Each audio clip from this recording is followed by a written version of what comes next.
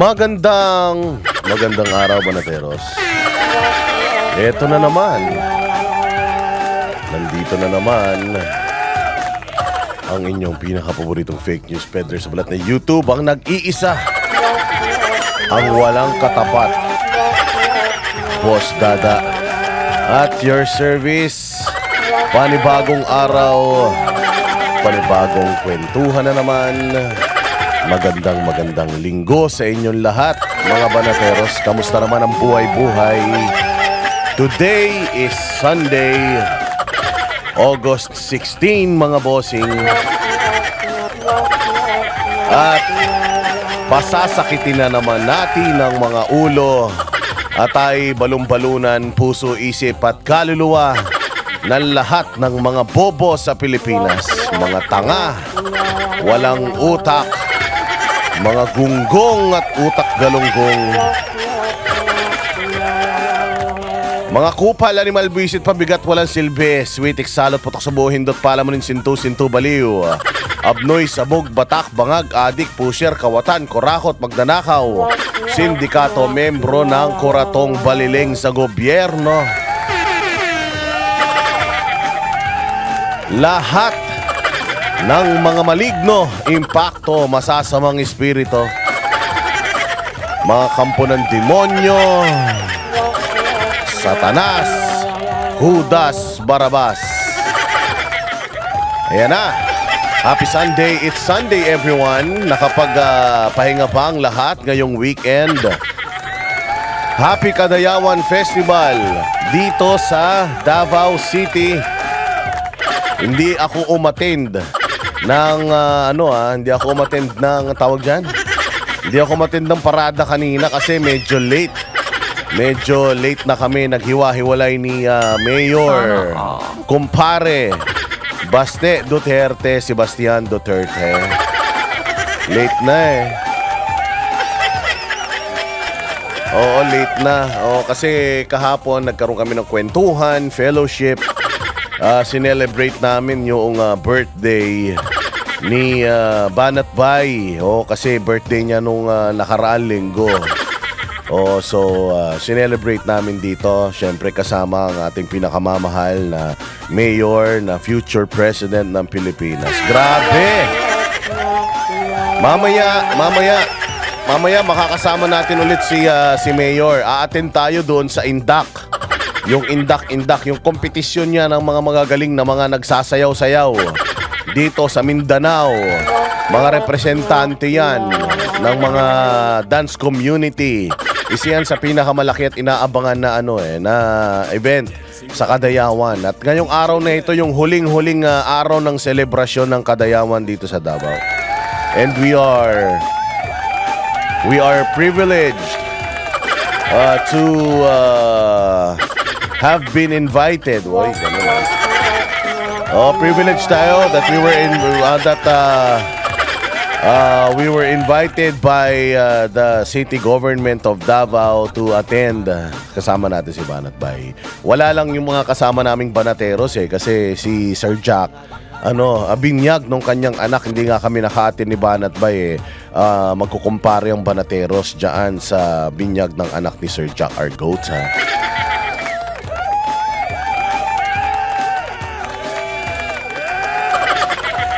Ay, ang dami namin napagkwentuhan ni Mayor Baste. Kahit nga may trangkaso pa ako, talagang hindi ko pinalagpas kasi sobrang busy ng ating Mayor, future President Baste Duterte. Syempre, hindi natin papalagpasin yung invitation niya for dinner. Kaya nagpunta tayo kahit tayo'y medyo ngongo, ganyan, inuubo, nilalagnat, go lang. Pagkatapos, kumain pa tayo ng malulupit na mga prutas dyan sa coastal road ng Davao City dahil merong perya dyan. Merong malaking perya, fair, food bazaar, lahat nandiyan dyan. Tas kaliwat kanan ang mga fun runs ngayon na ino-organize dito. Pero tapos na yata yung mga tatlong full marathon yon, mga 42 kilometers. Grabe. Nanay Morning Dew, good morning. Blessed Sunday to you. Hinahanap ka sa akin ng anak mong si Buster TV. Hindi ka na daw nagpaparamdam sa kanya. O nag-aalala siya. Sabi ko wag ka mag-alala. O si Nanay Morning Dew busy yun magbilang ng pera. Mali-maleta kasi ang pera niyan dyan sa Tarlac. O sabi nito ni Faith, Boss Dada, bawal po kayo magkasakit. Wala nang magmumura sa mga demonyo sa Pilipinas. Of course. Boss Dada, kumusta na ang 6 packs mo? Okay naman. Sumobra na nga, nasobrahan na eh. Naging siyam na. 9 packs na. Ayop. 9 packs. Oo, para na naging pack silika. Oh, ano nga masasabi ninyo dyan sa mga pack silika? Ito nga si Nanay Morning Dew, parang lilipat na sa Lilipat na si Nanay Morning Dew from Tarlac. Ayaw niya ng pack silika, pupunta na siya sa Forbes Park. Happy Sunday. God bless everyone. So mamaya, pupunta tayo dyan sa may Coastal Road. Alas 6 ng gabi, nang dyadyaan kami. Mga banateros, magkita-kita tayo ha. Si Banat Bay, may kita nyo palakad-lakad. Oo, tapos meron lang tayong lunch date later. Meron tayong restaurant na in-invite tayo na i-vlog daw namin ni Banat Bay. Abangan nyo yan ha. Boss Dada, nag-live pa sila kanina sa Kadayawan Parade. Ang aga kasi nung Kadayawan Parade. Oo, tinanong ako kagabi ni Mayor, punta ka ba ng Kadayawan Parade, Boss D? Sabi ko, nung oras yan, boss? 6 o'clock in the morning. Ay, sabi ko, matutulog pa lang ako niyan. Hindi pa, sabi ko, Mayor naman, alas 2 na, magkakasama pa tayo. Ano yan, kasalanang mortal sa banateros ang gumising ng maga. Kaya sabi niya, sige, mamayang gabi na tayo magkita-kita. Mamayang gabi, ilalive natin yung napakagandang dance competition na yan. Kaya lang may copyright yan. Sigurado ko may copyright yan. Pero okay lang, sa Facebook ko na lang ilalive. Live ko na lang sa Facebook para mapanood ninyo ha. O mag-follow kayo sa ating Facebook page, ang Boss Dada TV Facebook page. Dalawa po yan ha, Boss Dada at ang Boss Dada Space 2.0. Sa YouTube, meron din tayo, 2 channels yan ha. Baka hindi nyo pinapanood yung mga videos doon sa isang YouTube natin. Mag-follow naman kayo doon ang hindi manood doon. O ang hindi manood doon, hindi makakarating sa langit, mapupunta sa purgatorio. Kahit walang purgatorio. Sabi nila, Boss Dada, walang purgatorio. Oo, wala talaga.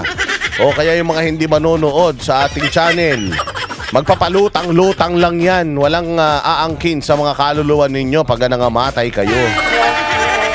Mamayang gabi sa Coastal, may big stage doon. Ang final performance, Indak. Of course, we're gonna be there, Sheng 76, dyan sa may sa Coastal. Kasi yung hotel namin, walking distance lang sa Coastal. O kami ni Banat Bay, kaya lakad kami ng lakad dyan sa Coastal kagabi. Diyos ko, alas 3 na ng madaling araw, kumakain pa kaming durian.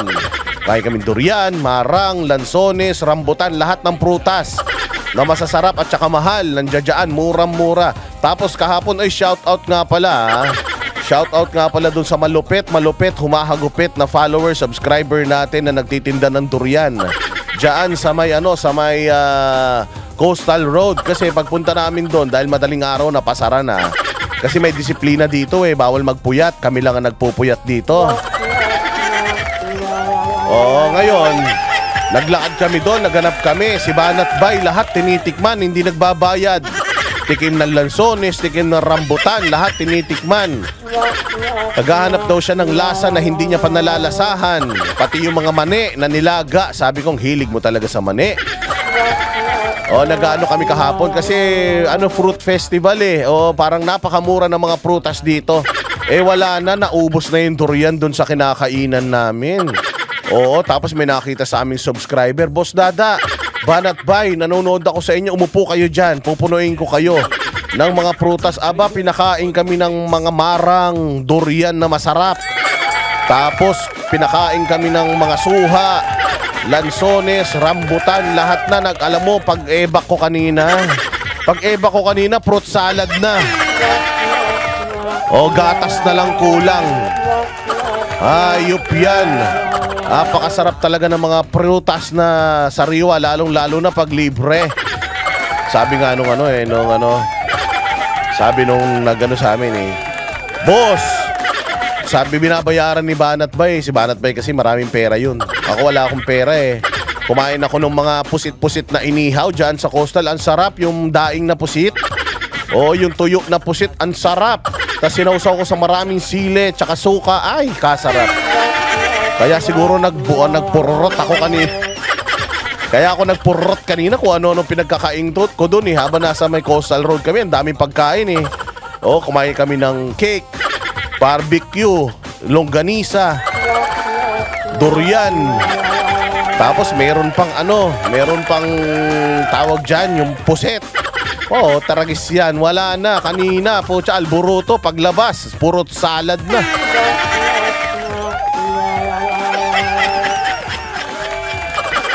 Hayop yan. Ayun na nga mga bossing. Pero ang sarap-sarap, ang ganda-ganda talaga dito. Pinagpalit namin yung binyag ni Jack Argota Ewan ko kung bakit. Sabi ni Jack tinanong ko kasi si Jack, meron ba, ano ba handa mo? Sabi ni Sir Jack Argota, Jollibee. Ay, ayoko.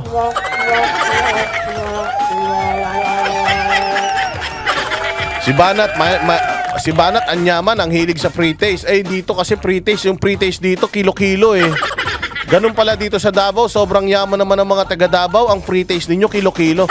Yan, Boss Dada, mag pre-taste ka. Binigyan ako 1 kilo lansones, sang ka pa. Ang lupit. Iba talaga ang Davao. Sobrang lupit talaga ng Davao. Samantalang dyan sa Maynila, kahit 1 piraso may bayad, ang mahal pa. Tas ang papangit pa ng tao. Dito ang gaganda ng tao. Talagang dito sa Davao, kitang-kita mo talaga na na maalwan ang kanilang buhay. Magaganda tao dito. Mga nakangiti, ganyan, tas hindi mayayabang, kalmado lang, nakarelax lang na ganyan. Sumisinghot ng mga hangin na mga natural at saka ng mga hangin na na malinis. Yan ang lupit dito. Dito na kami titira yata ni Banat.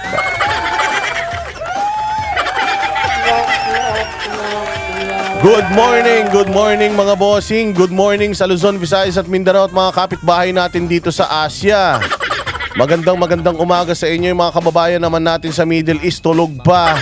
At saka dyan sa Europe, magandang madaling araw sa inyo. Linggo pa naman, yung mga taga-Amerika. Sabado pa ngayon sa kanila, pero magalilinggo na, kaya wala nang pasok mga kababayan natin. Kaya si Josephine Gueco na magde-day off bukas. Good morning, Boss Dada. Day off at pahinga muna. At si Boss Dada ang podcast ko, Boss D. Magaganda din kaming mga taga Maynila. Naman, magaganda naman mga taga Maynila. Sasama lang ng mga ugali ng mga politiko dyan, mga magnanakaw. Dapat yung mga congressman kasi, hindi na sila sa Maynila nag-o-opisina Kaya dumadami mga demonyo sa Maynila dahil sa mga congressman na mga magnanakaw. Dapat bawat congressman, kung saan probinsya nyo, doon kayo mag-opisina, mga hayop. Mag-opisina kayo sa mga probinsya ninyo, hindi yung nandun kayo, pakalat-kalat kayo sa Maynila. Utangin na ninyo yung mga kabit ninyo. Panay ang shopping. Mga walang hiya kayo. Dapat kung saan ka, representative ka ng Surigao, dapat nandoon ka sa Surigao. Dapat yung Congress na yan, yung Kamara dyan, dapat isang beses sa taon lang sila magtipon-tipon dyan. Happy Sunday ha, pasayahin ninyo linggo natin, piyesta ngayon. Baka naman magkaroon ng piyesta dito sa channel natin ha. Bawal dito ang malalambot ang puso. Bawal dito ang mga kuripot. Bawal dito ang mga bait-baitan. Dapat dito matapang ka. Kailangan dito siga ka. Dapat dito kupal ka. At saka dapat dito mapagbigay ka. Ang hindi nagbibigay ng kanilang blessing dito sa ating channel. Mababaog, hindi nakakalat ang lahi niyan. Baka kayo'y nagtatanong. Kasi maraming nagtatanong kung anong Gcash ko daw. Grabe, ang babait nyo talaga. Ito ilalagay ko dyan. Baka lang gusto ninyo. Baka lang may nagtatanong sa akin, Boss, di anong Gcash mo? Ayan.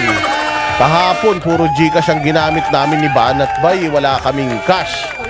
Oo, mabuti na lang may nagbibigay sa Gcash. May pangkain kami ng mga prutas at saka ng mga cake at saka mga barbecue dyan sa Coastal Road. Magkita-kita tayo dyan sa mga nagpa-picture sa amin ni Banat Bay. Oo, itabi nyo yan. Ipakita nyo kay San Pedro yan pag namatay kayo ha. Kasi sigurado mapupunta kayo sa langit.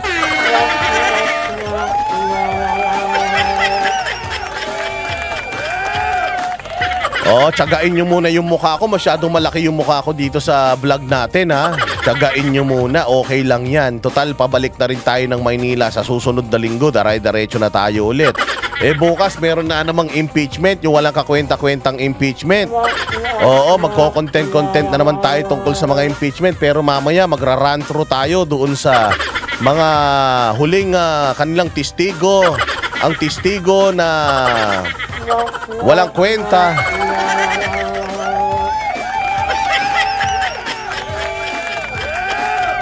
Pasok mga suki. Ay, salamat kay Catherine diyan sa Japan, Madayaw, Davao. Happy Kadayawan, Boss Dada. Ayan, dapat ganyan pag piyesta. Kailangan ang mood natin ngayon linggo piyesta. Kahit na may trangkaso ko, meron akong lagnat at saka meron akong ubo at sipon, tuloy-tuloy lang ang ating pagpapasaya sa mga kababayan natin sa Pilipinas na gigil na sa gobyerno. Kaya ako ang aking pangako sa inyo, kahit anong mga balita sa Pilipinas na pangit, gagawin nating nakakatawa yan. Good vibes lang tayo.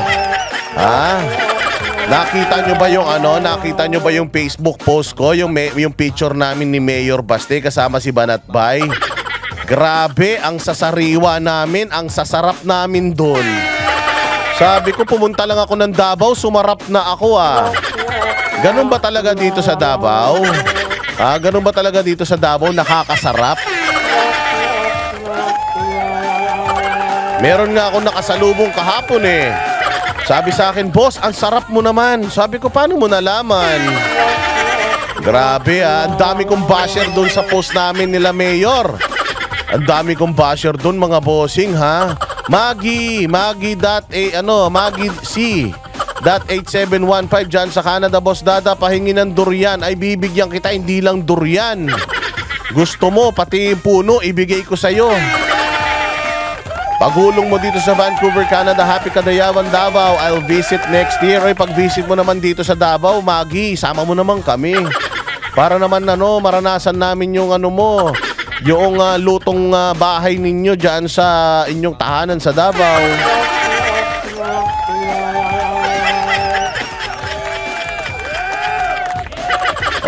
Di bali, wag kayong mag-alala. Mamaya ilalive ko sa Facebook. Ay, mag-follow kayo sa Facebook. Ang dami kong basher sa Facebook. Sabi ko, OMG, my Facebook is so back. Kasi for some time yung Facebook ko na na shadow ban. Nagtataka ako, ba't wala akong basher? Ngayon, ang dami ko na naman basher. I love it. I so love it. It means my Facebook is alive and kicking. Yung post namin nila Baste. Yung post namin nila Baste, syempre, nangayayat kami. Syempre, maraming salamat, Baker Medical Aesthetics, sa iyong napakalupit na Retrator Tide GLP-1 and GLP-3.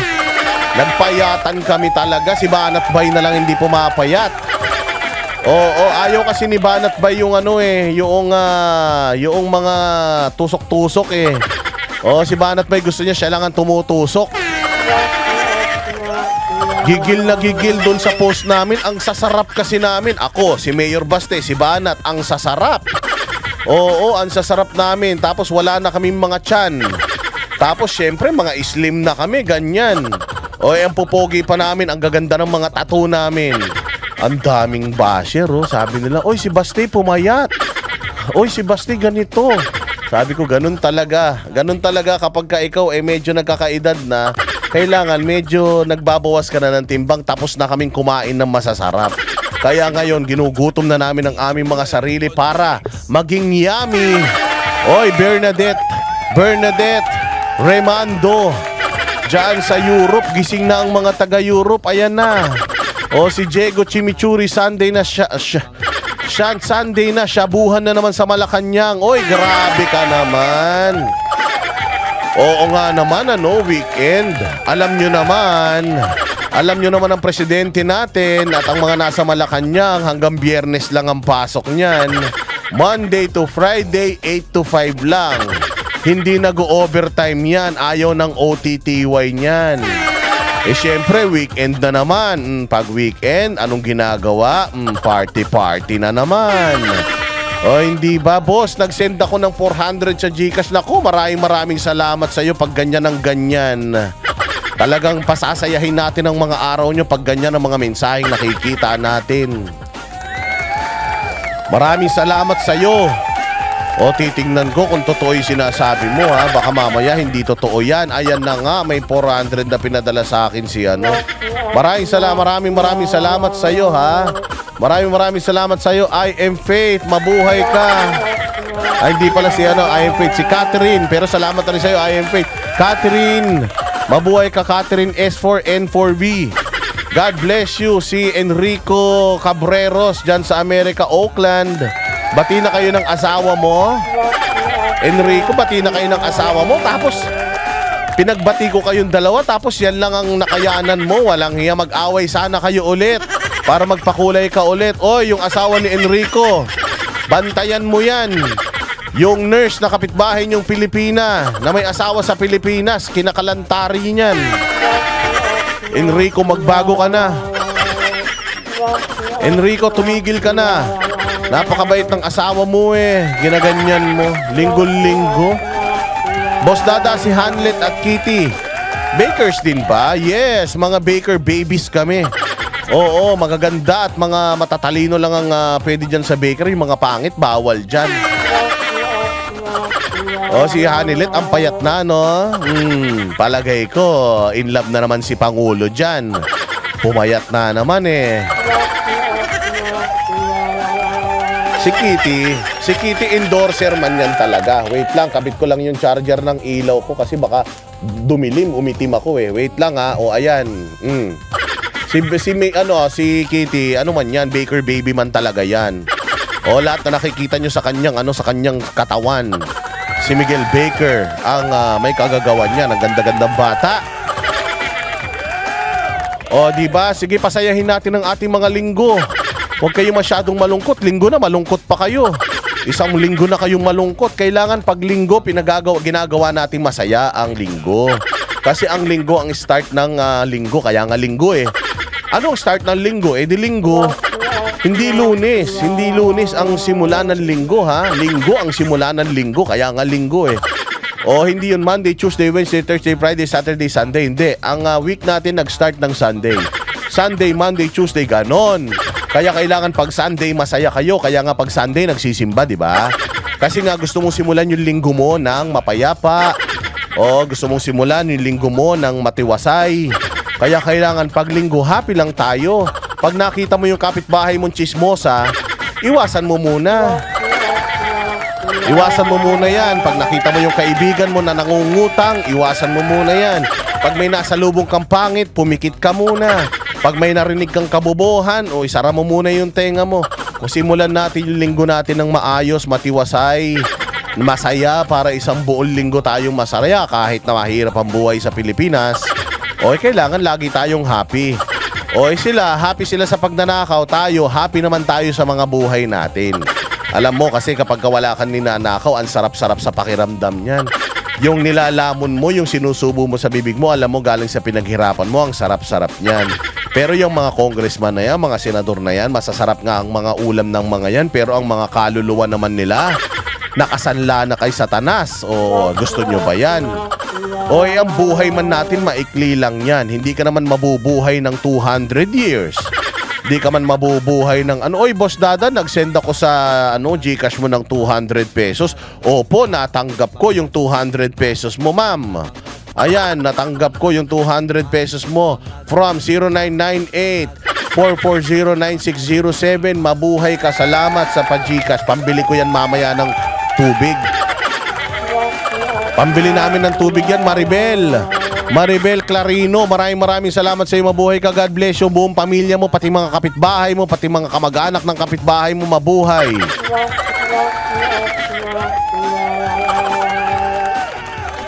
Yung Loveline, di pwede yun sa baker. Oo, yung Loveline, di pwede sa baker. Dapat sa purinarya yun. Dapat yung baba nun, iniitak. Sa Arabic, yung Sunday, yumul ahad. Ibig sabihin, one day. Ganun ba? One day man lang Sunday. Hindi man yan 2 days. Pero ang Sunday is today. Di ba? Boss D, anong ganap ni Matibag sa Davao? Kinuwento ko na yan kahapon pero kukwento ko ulit. Sige. Kukwento ko ulit mamaya yan. Sabi ni Carla Joy, paano magpakulay? Ay nako, pakulayin nyo ng pakulayin yung ating parang piyesta. Gigil na gigil ang mga dilawan tae at saka mga BBM loyalistang mga pangit na mga vlogger na wala man nagpapakulay sa kanila kasi ang babaho ng mga mukha nila. Yung mga mukha nila ang babaho sila mismo mabaho pero sa sobrang baho nila pati mukha nila ang baho na. Pakulayin nyo niya, meron dyan sa may chat, di ba? Tulungan nyo si Carla Joy. Yung sa mga expert magpakulay dyan, turuan nyo si Carla Joy.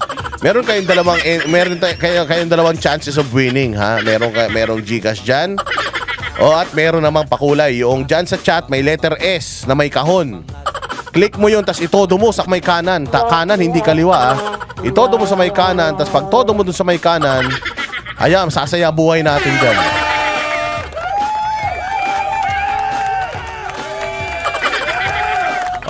Yung kay Matibag, sinabi ko na yan sa inyo eh. Sabi di ba nga ganun ang ginagawa nila ngayon? Ganun ang ginagawa nila ngayon sa gobyerno. Ang ginagawa nila ngayon, puro pantatakip. Siyempre, kailangan nila ng mga tropeyo. Kasi wala silang mga programa. Wala silang mga proyekto. Wala silang mga infrastructure. Wala silang nagagawa sa bayang Pilipinas, suma total. Kaya ang gusto lang nila, magkaroon ng mga tropeyo. Ano yung mga tropeyo? Ano yung mga tropeyo na gusto ng mga taga-gobyerno? Ang tropeyo nila si Pastor Kibuloy, mga Duterte, si Bato, yan yung mga tropeyo nila. Gusto nila na mahuli yung mga yan para meron silang pantakip sa butas. Ano yung gusto nilang takipan na butas? Unang butas na gusto nilang takpan mga bossing, yung flood control project scandal po, taragis yan. Ayaw na nilang magsimula yung hearing niyan dahil mga magnanakaw sila yan. Gusto nilang pagtakpan yan, kaya nga nag-i-impeachment sila. Para mapagtakpan yan. Tsaka ano pa, nanakawin nila yung 2027 budget. Nanakawin nila yan mga bossing. Tandaan ninyo 2026 budget, ninakaw. 2025, ninakaw. 2024, ninakaw. Ito na lang huling budget ng gobyerno na gagawin nila na pwede nilang nakawin. Kasi yung 2028 budget, hindi nila mananakaw. Bakit? Hindi nila mananakaw yung 2028 kasi ang paggagamitan na lang nila ng budget hanggang Mayo. Pagtapos ng Mayo, Diego Chimichurri, Luis Tro, mukhang nasabugan ng Taal. Hindi mukhang nasabugan ng Poso Negro yun, hindi Taal. Poso Negro kasi ang bantot-bantot ng itsura. Boss D, yung 4 na bumaliktad, bokya ba? Ay nako, isa pa yan, yung 4 na Marines, ang bubobo nyo. Napakabubobo nyo, 4 na Marines. Utangin na ninyong tatangan ninyo. Sa totoo lang, kayong 4 na Marines, balikan ko mamaya yan, maganda tong sinabi nito eh. Yung 4 na Marines na bumaliktad, ang bubobo ninyo. Bakit? Unang-una sa lahat, sinira ninyo ang inyong mga buhay dahil sa inyong pagiging traidor. Pangalawa, akala nyo ba tutuparin ng administrasyon na ito yung kanilang pangako na bibigyan kayo 25 million? Hello? 25 million? Putang ina, hindi nila ibibigay yan. Bilyon-bilyon mga Pilipino, milyon-milyon mga Pilipino nga pinangakuan niya ng kung ano-ano, wala silang ibinigay. Kayo pa kaya aapat kayo? Tanga, mga bobo, hindi kayo makakatanggap. Ang ina ninyo. Akala ninyo makukuha ninyo yung pinangako sa inyo. Tanga, pinangako na, tutuparin pa. Wala na, sira na kayo, tapos kakasuhan pa kayo ni Remulla. Utangin na ninyo, wala kayong pambayad sa abogado ngayon. Kung noon libre abogado ninyo sa mga kaso ninyo at nagtutulong-tulong ang mga Pilipino para matustusan ang mga pangangailangan ninyo kahit papaano makatulong barya-barya mga tulong namin para kayo, di ba? Nakita nyo si General Macanas, panay ang padala sa mga 18 Marines, ngayon 14 sa 14 Marines para kahit papaano meron silang pangtustos sa kanilang pang-araw-araw. Nagtutulong-tulong ang mga Pilipino para matulungan kayo, tapos putangin na ninyo bumaliktad kayo. Yari kayo ngayon. Naisahan kayo. O syempre gumawa na kayo ng mga kasulatan na hindi totoo yung mga pinagsasabi nyo noon. Hindi na kayo babayaran yan. Gago kayo, yung mga kontraktor nga na pinagkakitaan nila yung kontraktor Yang mga diskaya na yan, tao ni Bongbong man lahat yan. Oo, mga kontraktor man ni Bongbong yan. Pinakulong nga niya Pinabayaan nga niya sa kulungan Kumita siya sa mga yan. Yang mga diskaya na yan, kandidato ni Bongbong sa Pasig yan, nilabanan si Vico Soto. Oh, ngayon nga nakakulong Tanga ka ba? Si Bong Revilla nga kasama pa nila, kaibigan pa nila, pinakulong nila Oh, si Pastor Apollo Kibuloy nga, ang laki, bilyon-bilyon pa yung ginastos sa kanila para lang manalo sila Nakakulong ngayon si Pangulong Duterte nga Pinalibing pa yung tatay nila Nakakulong ngayon sa ICC. Si Inday Sara nga, tinulungan silang manalo Ngayon may impeachment. Putang ina, kayo pang 4 na Marines, bibigyan kayo 25 million. Ano kayo, tanga? Mga magnanakaw yan. Yung mga magnanakaw, walang mga kaluluwa yan. Yung mga magnanakaw na mga nangako sa inyo, putang ina, madadamot yan. Sugapa yung mga yan. 4 lang kayo. Sino ba kayo para bayaran kayong 25 million? Putang ina nyo, baka maswerte na kayo, bigyan kayo 10,000 niyan. Yari kayo ngayon. Yari kayo. Kaya nga kung nakikinig ngayon, yung 14 pa. Yung 14 pa kung nakikinig ngayon, huwag kayong gagaya dyan sa 4. Putsang ina, sira na yung mga buhay ninyo, sisirain nyo palalo. Tapos tingin ninyo, babahagian kayo ng mga kupal na yan? Ipapapatay na lang kayo niyan kaysa bigyan kayo ng pera. Hello, binigyan daw sila ng tigwa 1 million. Huwag kayong maniwala dyan. 1 million na pangako yan. Yung ang testigo ni Risa Ontiveros natatandaan ninyo yung testigo ni Risa Ontiveros na di umano binayaran niya si alias Rene? Nung nakuha na yung testimonya, anong ginawa? Pinabayaan na. Ngayon, binibisto na sila na binayaran daw siya ng pera para bumaliktad at gumawa ng istorya laban kay Pastor Apollo Kibuloy. Ganyan yan, tsaka yung 1 million. Bigyan kayo ng 1 million, okay na sa'yo. Ang bilis maubos ng 1 million. Ang bilis maubos niyan. Lalo na kung marami kayong bisyo, umiinom kayo, palakain kayo sa labas, tas hindi naman kayo marunong magpaikot ng pera. Kahit bigyan pa kayo ng 1 million, walang mangyayari dyan. Pero kung binigyan man kayo 1 million, yan na yung presyo ng kaluluwa ninyo, yan na yung una't huli. Baka nga sa susunod, pag humingi pa kayo, baka ipapatay na kayo ng mga yan. Si Zaldico nga, bilyon-bilyon na pera sa kanilang binigay. Yung nagbibigay ng pera, putsang ina, gusto pa nila ipakulong si Zaldico. Yung nga si Martin Romualdez binusog din yung mga angkan niya kita mo ngayon, di ba? Plano na din pakasuhan. Kaya kayong mga 18 Marines, wala yan. Yung 14 Marines, manatili kayong matatag sa inyong mga paninindigan dahil kapag ginaya nyo yung 4 na Judas na yan, wala, sirang-sira ang buhay nyo. Hindi na kayo makaka-recover dyan. Habang panahon, tatatak na yan sa pagkatao ninyo. Nakasabwat kayo ng mga demonyo at kawatan sa Pilipinas.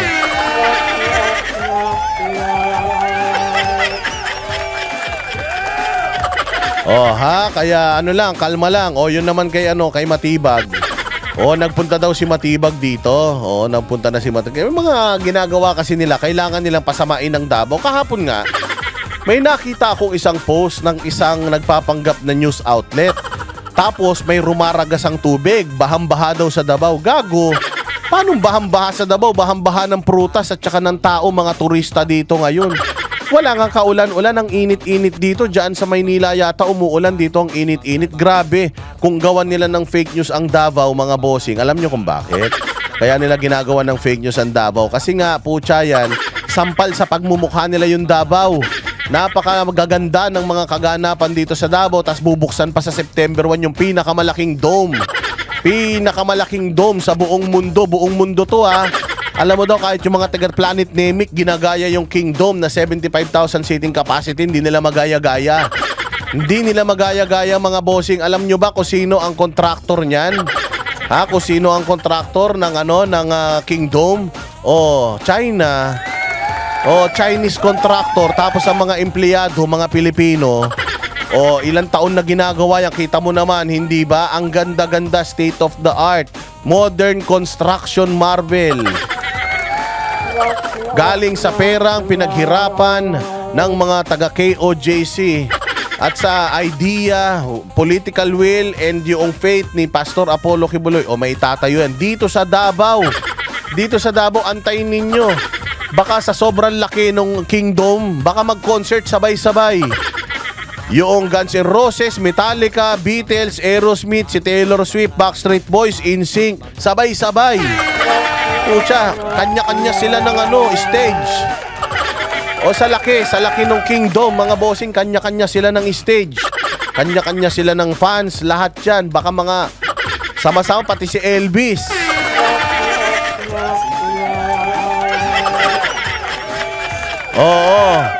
Pupuntiryahin din ni Matibag yung 51 billion flood control project. Naku, wala na yun. Properly accounted for yung 51 billion na sinasabi nila na flood control. Maayos ang mga flood control dito. Asikasuhin nila yung mga flood control dyan sa Maynila. Si Vince Dizon, putangin na, naglalatag ng aspalto sa tubig kung di ba naman tanga. Di ba? Mga tarantado. So ang ginawa niyan, pumunta yan dito. Hindi naman yan target yung ni-raid nila eh. Yung ni-raid nila na yun, matagal na nilang kinikasing yun, matagal na nilang iniimbestigahan yun. May pinuntahan yun dito, gustong mahuli. Akala niya makukuha niya si Senator Bato. Ayaw lang nilang i-announce na si Senator Bato yung pinuntahan nila dito dahil palpak na naman sila. Akala kasi nila mahuhuli nila si Senator Bato eh. Para meron na naman silang bagong tropeyo. Pag naipadala nila si Senator Bato sa ICC, matatakpan na naman yung kahinaan ng impeachment, yung flood control, at saka yung pagnanakaw nila sa 2027 budget. Kaya gusto nila mahuli si Bato para maipadala nila sa ICC, magalit ang tao, mag-focus na naman doon. Yun lang yun. Hindi nila nahuli na naman si General Bato o si Senator Bato. O kaya umuwi na naman sila Lohaan. Kaya kunyari, may raid na naman sila ng mga kung ano-ano dyan. Pero matagal na talagang matagal na talagang parang may problema yata yung ni-raid nila na yon. Imagine mo, magre-raid ka ng isang pabrika, taga Maynila pa yung pupunta. Lilipad pa mula Maynila hanggang Davao yung NBI director natin para lang doon. Hindi ba kayang i-raid ng local police yun? Hindi ba kayang i-raid ng ng regional director ng NBI yung na yon? Yung pasilidad na yon? Ba't kailangan siya pa? Sobrang busy niya eh. Lampungan mag-asawa eh. Sobrang busy nila sa pagmamahalan nila. Pupunta siya dito para doon. Nek-nek nyo. Hindi nyo na kami maloloko. Ang pinunta niyan dito, baka mahuli nila si Senator Bato. May panibagong pag-uusapan ng media ay hindi nila nahuli. O kaya gawa-gawa na lang sila ng istorya. Tingnan mo, nag-traction ba? Nag-traction ba yung gawa-gawa na naman nila ng mga kung ano-ano raid na Davao City na para makasira sa Davao City? Ang saya-saya sa Davao City ngayon eh. Ngayon marami nagagalit. Takot pala yung mga takot pala yung mga Duterte. Nagpunta si Matibag dyan, hindi nila hinarap. Pati naharapin yan. Santo Papa ba yan? Ano ba yan? Dignitary ba yan? Ano ba yan? Taga ano ba yan? Mga diplomat ba yan ng ibang bansa? Bakit mo sasalubungin yan? Gaano ba kaimportante yung kupal na yan para salubungin mo pa? Dapat nga dyan salubungin ng mura eh. Sinasalubungan ng mura yan dyan sa Senado. Sasalubungin pa yan dito sa gusto ninyo. Special treatment kayo dito sa Davao. Hello? Pupunta-punta kayo dito. Gusto nyo pa salubungin kayo? Ang daming alam. Ganun yan. Ganun yan mga yan. Hindi naman, yan, matagal na siguro talaga nilang minamanmanan yan. Pero tandaan ninyo, yung mga ganyan, problema ng lokal yan. O ang pwede namang i-raid yan ng pulis ng Davao, NBI ng Mindanao. O bakit nagpunta pa siya? O akala nila mahuhuli nila si Bato. Pero nga, hindi mahuhuli yan. Yun lang yun. Diyos ko naman, tapos nagagalit yung mga vlogger. Takot daw yung mga Duterte, hindi daw siya hinarap. Ba't siya harapin? Ang sarap-sarap ng buhay ngayon dito. Nagpipiesta rito, isang buwan na. Mula pa nung August 1 hanggang ngayon, nagpa-party-party yung mga tao dito. Ito nga daw ang pinakamasayang Kadayawan sa buong history ng Kadayawan, na pati yung mga kanya-kanyang mga kumpanya, mga private sectors dito, gumawa sila ng sarili-sarili nilang mga Kadayawan. Kaya ang saya-saya kahit saan ka. Paglapag mo pa lang sa paglapag mo pa lang sa airport, may nagsasayaw na ng mga tao. Tapos si Jollibee namimigay na ng mga regalo. May natanggap nga ako, 2 regalo. Pinarregalo ko din eh. Oh. Ay, Marl Joy Tomoyori dyan sa Japan, Boss Dada, pa-shoutout naman po sa Team Yao Family. Team Yao Family, mga kamag-anak ni Kiko Barsaga dyan sa Japan. Team Yao Family, shoutout. Sana lahat ng tao sa Pilipinas ay maging katulad mo, mapagbigay. Huwag kayo masyadong madamot, ha? Ang madamot, hindi binibiyayaan. Tandaan ninyo mga bossing, yung mga madadamot, hindi binibiyayaan yan, ha? Oo, kailangan nagbibigay ka para bigyan ka din, ganun yan. Boss D, may clue ka na ba kung sinong i-endorse ni Bongbong sa napapalit sa kanya sa pagka-presidente? Walang i-endorse yan, walang planong bumaba yan. O kaya hanggang ngayon wala pang napipili yan dahil wala namang planong bumaba yung hayop na yan. Alam niya kasi pag wala na siya, pag bumaba na siya, hahabulin na siya sa lahat ng mga kademonyohan niya. Ganon yan.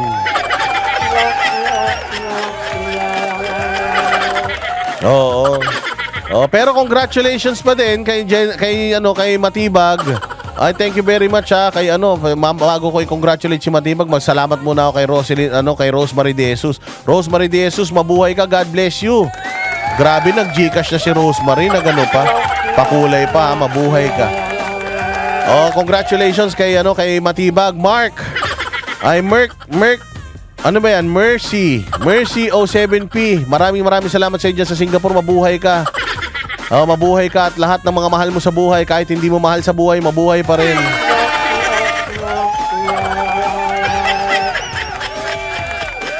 Congratulations kay Director Matibag dyan sa iyong successful operation. Dyan sa Davao, kahit wala namang pumansin, kahit wala namang may pake, kahit wala namang natuwa, congratulations pa rin sa'yo. Oo, mabuhay ka.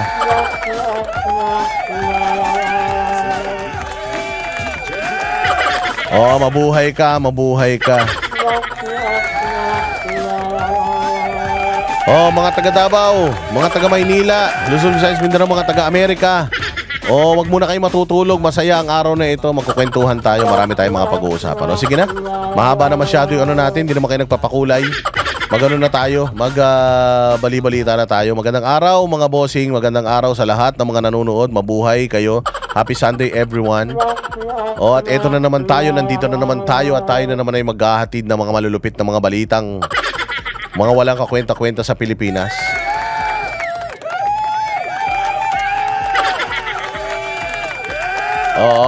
Pero simulan natin mga bossing ang magandang balita. Ano ba yung magandang balita na yan? Ito yung magandang balita mga bossing. Wait lang. Ito magandang balita. May dahilan na naman ang putang inang presidente ng Pilipinas, ang pinakatarantadong presidente sa buong mundo, na si Bongbong Marcos. Kasi meron silang 200 billion na unpaid. 203 billion na unpaid yung estate tax.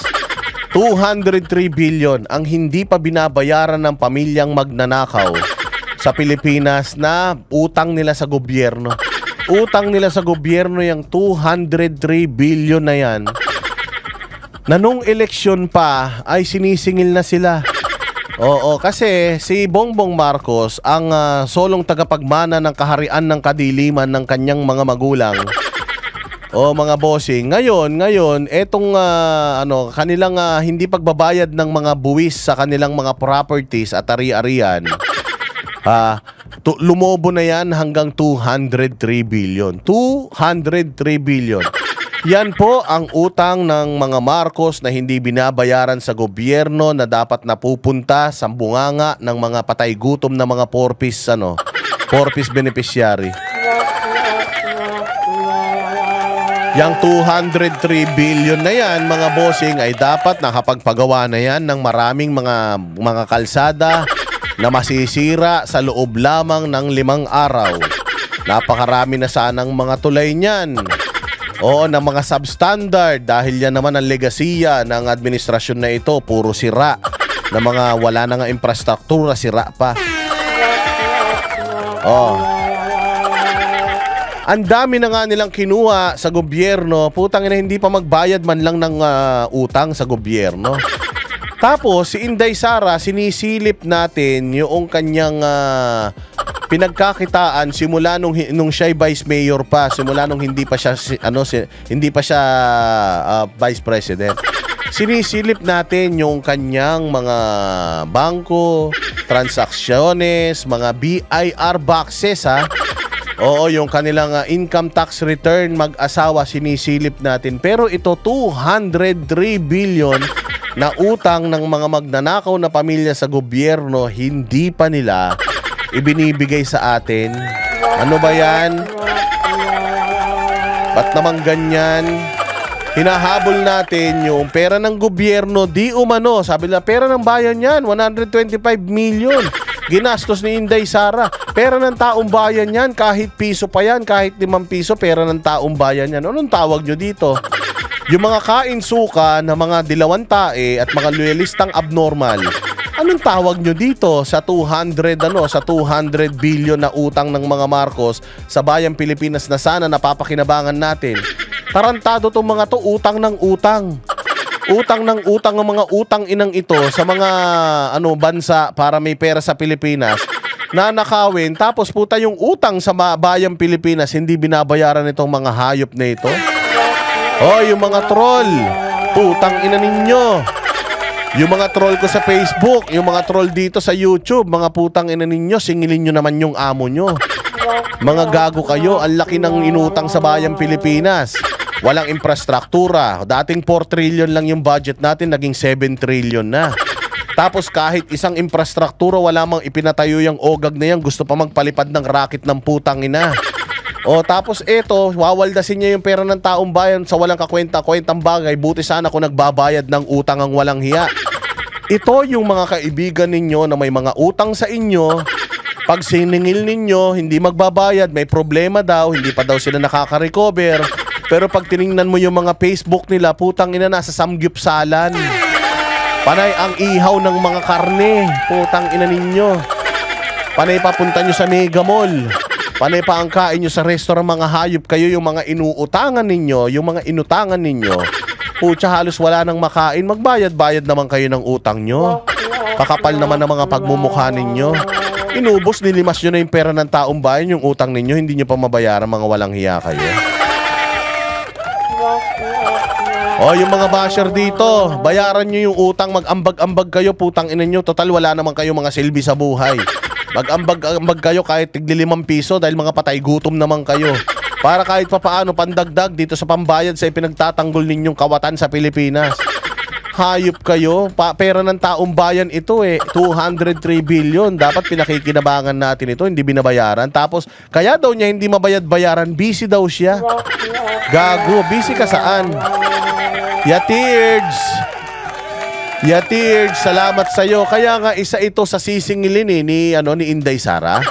Pag nanalo si Pangulong Sara Duterte bilang presidente, putang ina, ubos ang ari-arian nyo. 203 billion, puta pa, kahit mga kubeta sa bahay nyo, isisequester ng gobyerno yan. Hayop kayo.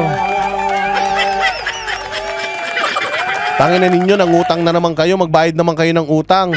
Inubos nyo na yung pera ng gobyerno, yung pati yung budget para sa flood control. In-overprice nyo na, kinuha nyo pa pati yung pangpagawa ng proyekto Tapos mga walang hiya kayo, itong utang ninyo hindi nyo binabayaran. Ang tagal na nito, 4 na taong ka na sa pwesto.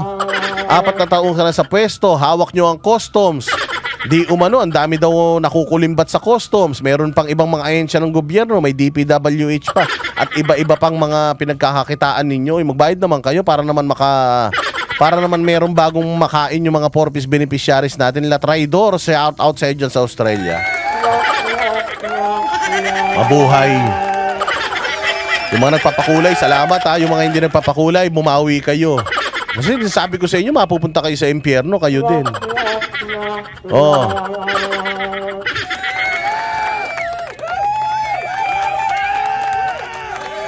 Oh, ayan na, yung mga basher natin na mga tagapagtanggol ni Bongbong. Oy, singilin mo muna yung bossing mo.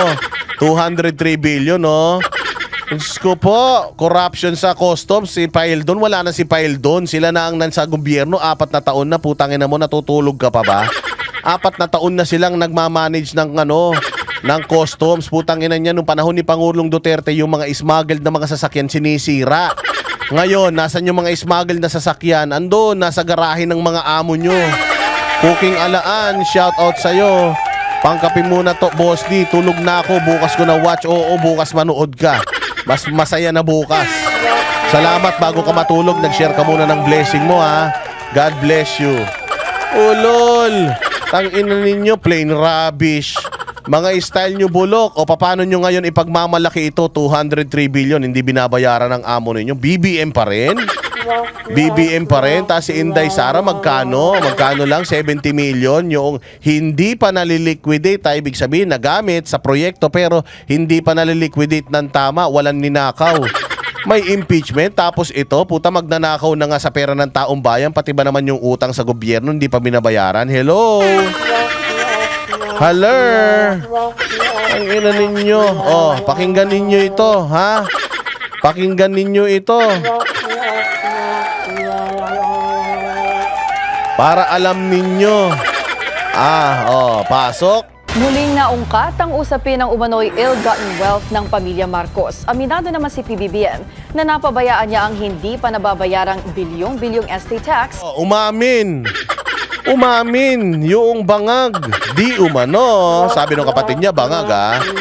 Umamin yung bangag na hindi niya naasikaso. Putanginan yan.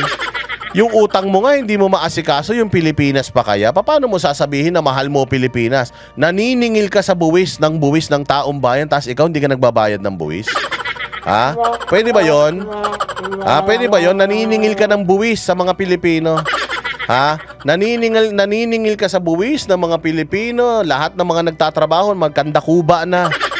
Nag-i-issue pa ng LOA ang BIR sa mga negosyo na mga hindi nagbabayad ng tamang buwis sa kanila, iniimbestigahan. Tapos ito, presidente ng Pilipinas, humahawak ng pera ng Pilipinas, humahawak ng buwis ng taong bayan, tapos hindi nagbabayad ng buwis. Ano yan? Ha? Ano yan? Lista sa tubig? Ang galing, kawatan na, estapador pa? Saan ka naman? Ha? Saan ka naman pagkaganyan? O asan na ngayon yung mga nagtatanggol kay Bongbong? Putang ina ninyo. O pera nyo rin yan, hindi binabayaran. Okay lang sa inyo yan. Tapos ang sagot, masyado akong busy kaya hindi ko naasikaso. Gago. Paano ka naging busy? Wala kang nagagawa sa Pilipinas eh. Wala kang bagong proyekto eh. Utang ka ng utang, utangin na ka, wala kang nagagawa sa Pilipinas, tapos sasabihin mo busy ka kaya hindi mo naasikaso yung utang mo. Utang na nyo.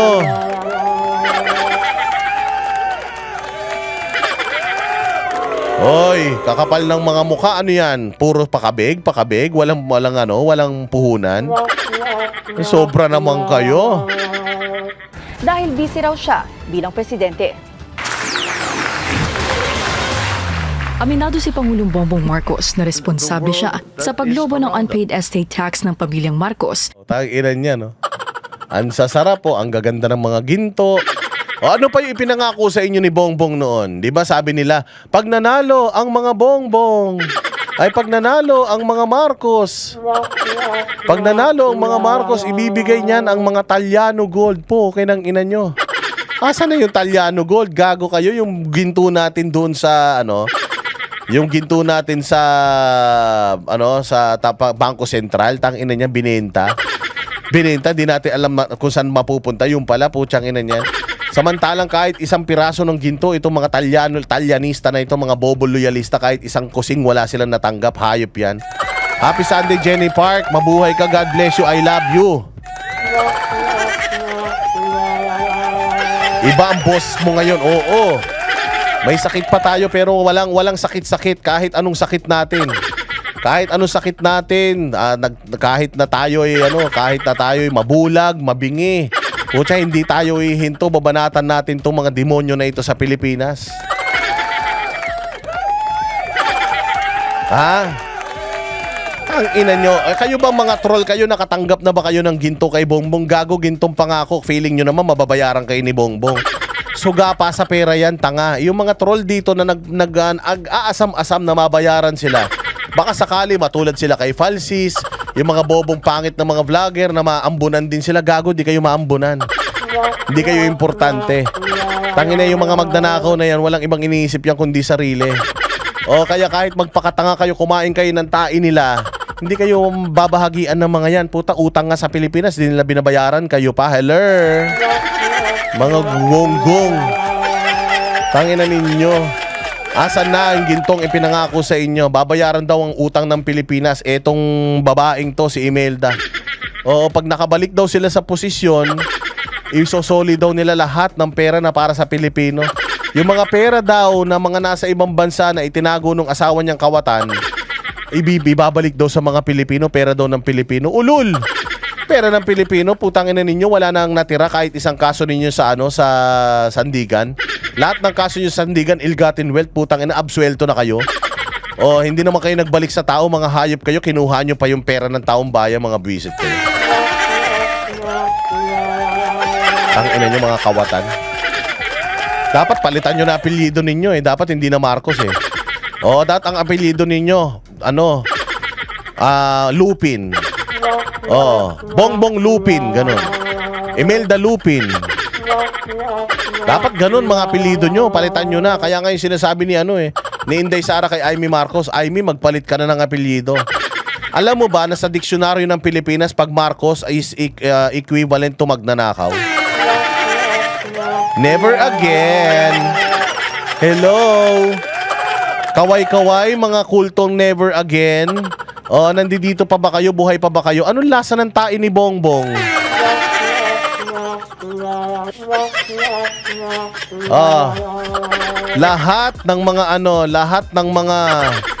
Lahat ng mga loyalista diyan, tanungin natin, mas masarap ba yung tae ni Bongbong pag may betchin? Kaya ito hindi pa namamatay ito, matagal mamatay ito. Matagal sa sobrang dami ng ninakaw nito.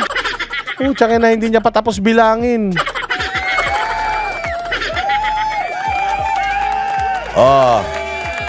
Walang mapipikon walang mapipikon. Sabi ko sa inyo itong channel na ito hindi para ito sa mga malalambot ang puso.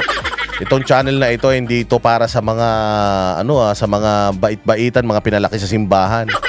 Yung mga dating mga choir, mga kolektor sa simbahan, yung mga nasa music ministry, sa mga kani-kanilang mga simbahan, hindi po ito para sa inyo. Itong channel na ito, mauulol kayo.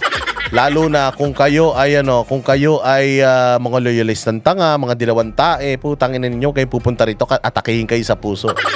Maniwala kayo. Hayop na yan, Asan na yung mga basher natin? Pwede ba i-bash nyo muna si Bongbong, magbayad muna ng utang?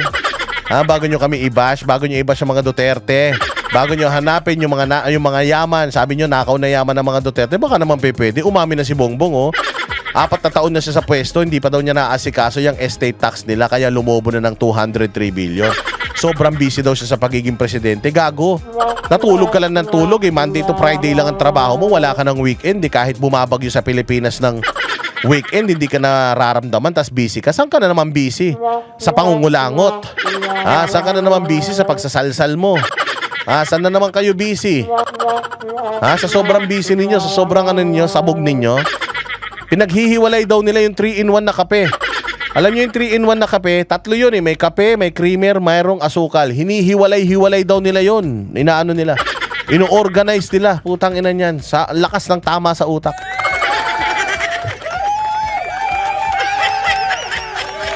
Walang iya, palitan nyo na yung apelido ninyo. Wag na Marcos. Pwede magnanakaw, gano'n. Marcos magnanakaw.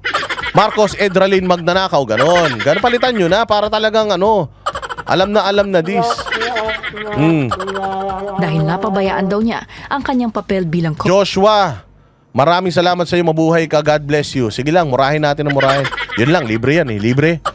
Mataki mo, ninanakawang ka na, di ba? Libre yan. Mumurahin mo lang sila. Putang ina sila, kumikita sila, tayo hindi. Di ba? Kaya wag kayo masyadong pikon. Tanginan niyo, magnanakaw kayo, uupo kayo sa gobyerno, magnanakaw kayo, tapos magagalit kayo pag sinita kayo ulul. co-executor nito. Kasama bilang co-executor ni PBBM si former First Lady Imelda Marcos. Mula 23 billion pesos in 1997, lumobo sa 203 billion pesos. Imagine, 1997 pa, bongbong, di ka pa busy nun. Oo, 1997 pa yung utang ninyo. Putang ina niyan, 2026 na, magto-2027 na. 1997 to 2027, ilang na yun? 30 years na yun. Tama ba? Tama ba? 30 years na yun, boss. 30 years ago, busy ka nun? Ilang taong ka lang 30 years ago? 68 ka man lang ngayon. Putang ina, 58 ka lang nun. Hindi. Ano ka lang nun? Ilan yung 68 siya ngayon, minus 30. Putang inang yan. Ano pa lang yun? 28 ka pa lang nun.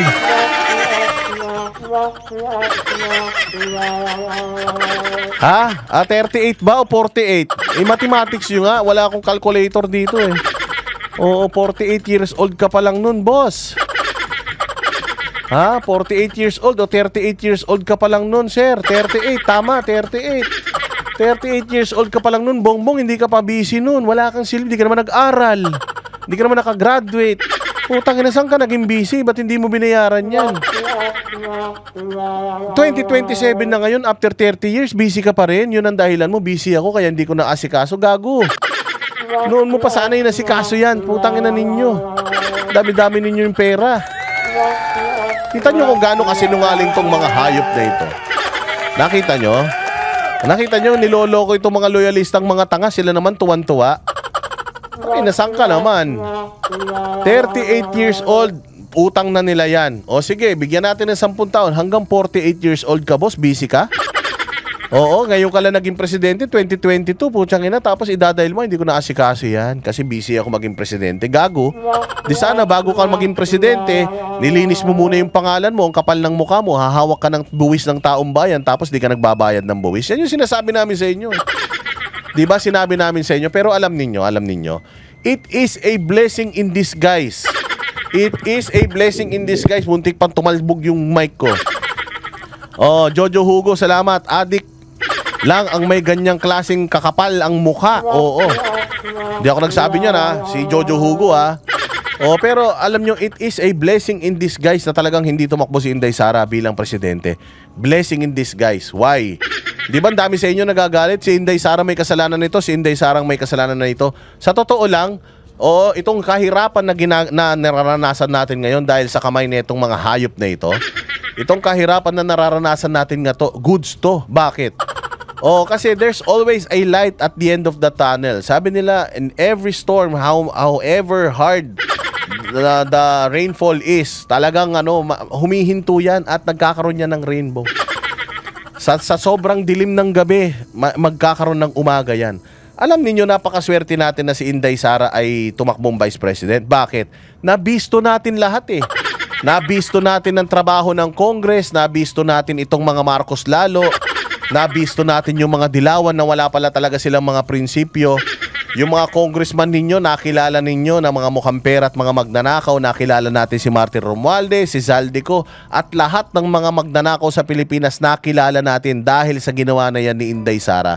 Kaya blessing talaga si Inday Sara sa Pilipinas na kahit na sobrang dami ng nararanasan nating problema ngayon, alam natin na hindi na tayo magpapabudol ulit sa mga hayop na ito at nalaman natin, nakilala natin yung mga ahensya ng gobyerno, yung mga tao na mga dating nakadikit sa Duterte na mga sip-sip lang, nakilala na natin sila ngayon. So pagdating ng 2020 sa mga susunod na mga eleksyon, alam na natin yung mga style nila kasi nakaukit na ito sa history ng Pilipinas, itong mga hayop na ito.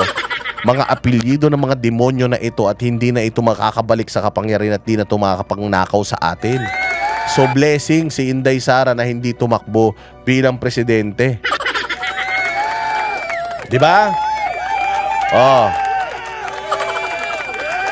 Busy daw siya to, 38 years old pa lang, utang nyo na yan.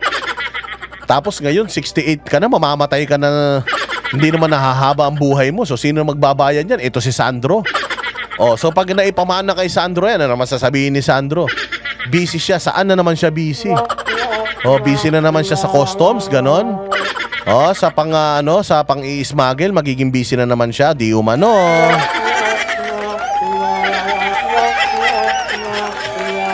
Oh, yan ang dapat na sinisingil natin, mga bossing. Ha? Yan ang dapat na sinisingil natin, di yung kung anik-anik. Oh, pasok! In 2022, as confirmed by the Bureau of Internal Revenue, ang bayarin ng pamilya dahil sa compounded interest. You know more about this than I do.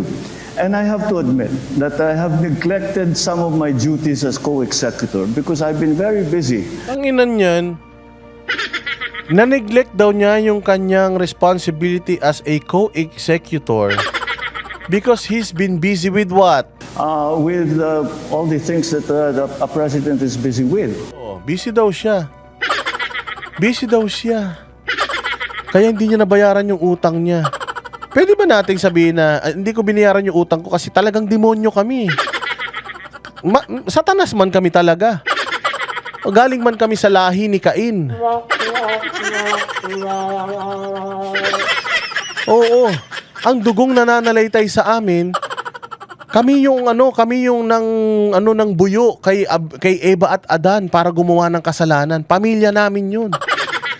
Oo, yung aming history biblical. Lahat ng maisip ninyong kademonyuhan, kasamaan, puta nananalaytay sa amin. Kaya ini-expect talaga ninyo na magbabayad kami ng utang? 203 billion, sa tingin nyo, babayaran namin niya. Si Eva tsaka si Adan nga, tinuruan namin magkasala. Si Cain nga lahi namin, pinatay yung kapatid niya. Diba? Ganyang kasama yung pamilya na yan. Mantakin mo sa sobrang sinungaling nito, sobrang busy daw niya maging presidente. Kaya hindi daw niya naasikaso yung kanyang utang. Gago, 1997 pa? 2027, so 29 years na? 29 years na ngayon? Busy ka ng 29 years? Putangin ang yan. Hindi ka natulog? Ganon?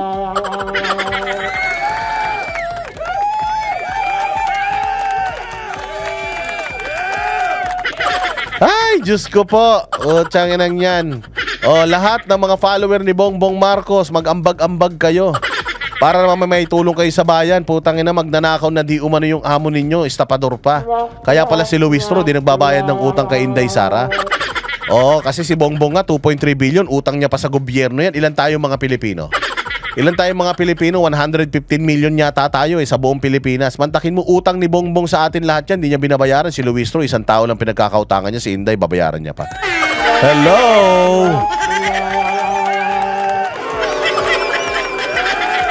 Hayop yan, oh. Bayad-bayad din pag may time, boss. Bayad-bayad din pag may time. Putang ina, naka-Maybach ka eh. Naka-Maybach na Mercedes. Meron kayong mga chopper. Putang ina, dami ninyong mga ali-arian, yung anak mo. Puta, party ng party. Yung anak mo, dami mga ari-arian. Bayad-bayad din pag may time. Bukod sa wala raw masyadong alam sa kaso ang Pangulo, sa pagitan ng presidential duties at ng usapin sa estate tax liabilities ng Marcos family, hindi raw ito ang kanyang priority dahil usaping pampamilya naman ito. Di daw niya priority yan. Hindi niya priority yan. Kasi usaping pampamilya. Gago, hindi yan usaping pampamilya, boss. O, utang niyo yan sa gobyerno. Hindi yan usaping pampamilya. Hindi niyo yan utang sa isa't isa. Hindi mo yan utang kay Aimee, hindi mo yan utang kay Erin, hindi mo yan utang sa nanay mo, utang ina mo. Utang nyo yan sa bayang Pilipinas. So hindi yan usaping pang-pamilya, usaping po yan ng pang-estado. Kasi yung pera na yan, sana mananakaw pa ng mga congressman. Kung ibabalik mo yan sana sa pondo ng Pilipinas, babayaran mo yan, di sana may nanakawin bago yung mga kaibigan mo. Sobrang sugapa mo naman. Sabi niya siguro, bakit ko pa ibabayad to?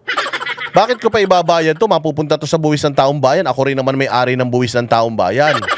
O, ganun din. Ba't ko pa ibabayad to? O, akin din naman to eh. Buwis to ng taong bayan. Akin to. Ako may-ari nito eh. Aray ka! Pero Pero saan nga ba nagmula ang bilyong pisong bayarin na ito ng mga Marcos? Ayon sa Supreme Court, inaudit ng gobyerno ang lahat ng obligations ni Marcos Sr. pagkatapos ng pagkamatay nito sa Honolulu, Hawaii in September 1989. By 1991, lumabas daw sa investigasyon na lumabag sa National Internal Revenue Code ang pamilya dahil Lumabag sa National Internal Revenue Code. Tapos si Inday Sara, pinabubuksan yung BIR box. Ha? Kawatan nga ni... Saklap. Ang hirap mo kalaban, Boss Dada. Ang hirap mo kalaban. Mag-isa ka lang. Samantalang itong mga vlogger ni Bongbong, pag sama-samahin mo yung utak, hindi kayang makabuo ng utak na kasi laki ng sayo. Tainan niya mga kawatan. Oh, ito yung pinaglalaban ng mga dilawan. Ito na yung mga sinasabi ng dilawan na never again, never again. Nagpakamatay si si Ninoy Aquino para lang sa inyong mga dilawan tae kayo, pukin ang ina nyo. Tapos si Chris Aquino may picture pa kay Lisa Marcos. Hayop kayo. Hayop kayo, mga kupal talaga kayo. Nasa na yung mga dilawan ng mga kaibigan ko na dating nagtatanggol sa mga galit na galit sa mga Marcos.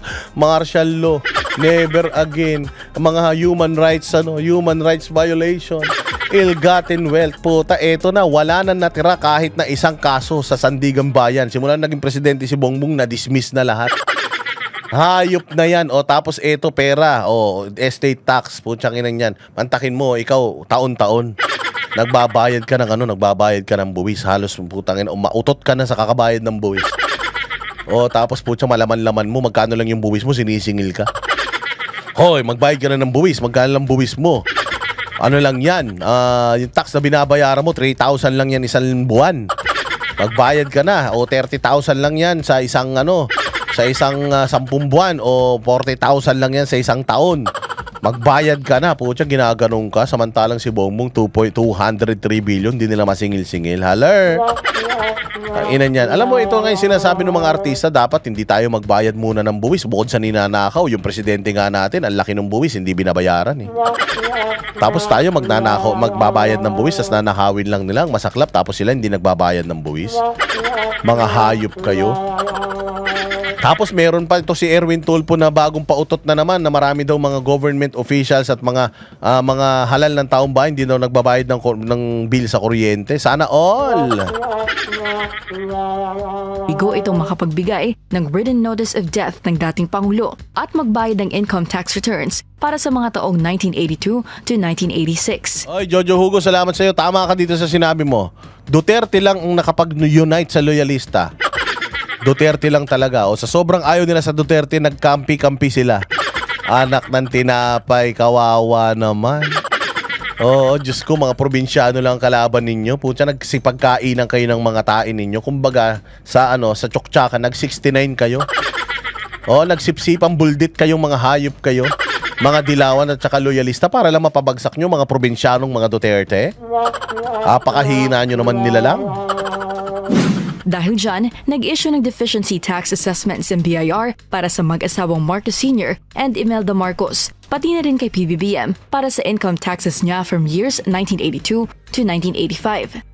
By 1993, nag-file si PBBM ng petitions for certiorari and prohibition sa korte. Paano mo sasabihin na gusto mo magbayad? Nag-file ka ng certiorari prohibitions para hindi matuloy yung desisyon ng Supreme Court. Saan ka naman? Sinungaling talaga tong upal na ito. Pero, ayon sa High Court, hindi nila pwedeng tanggapin ang argumento na walang due process na naibigay sa petitioner ang Pangulo dahil disregarded naman daw ng kampo nito ang tsansang mag-object sa gobyerno. Mahalaga raw ang tax collection bilang lifeblood ng pamahalaan ayon sa SC at sa pag-uphold nila sa desisyon ng korte, dagdag ng High Court, he who comes to court must come with clean hands. Otherwise, he not only taints his name but the very structure of established authority. Decades later, naninindigan si PBBM na hindi ill-gotten wealth ang kanilang mga ari-arian dahil hindi naman daw nila pananalunan ang civil cases kung totoong ill-gotten wealth ang mga ito. Yun na nga, hindi daw yan nakaw.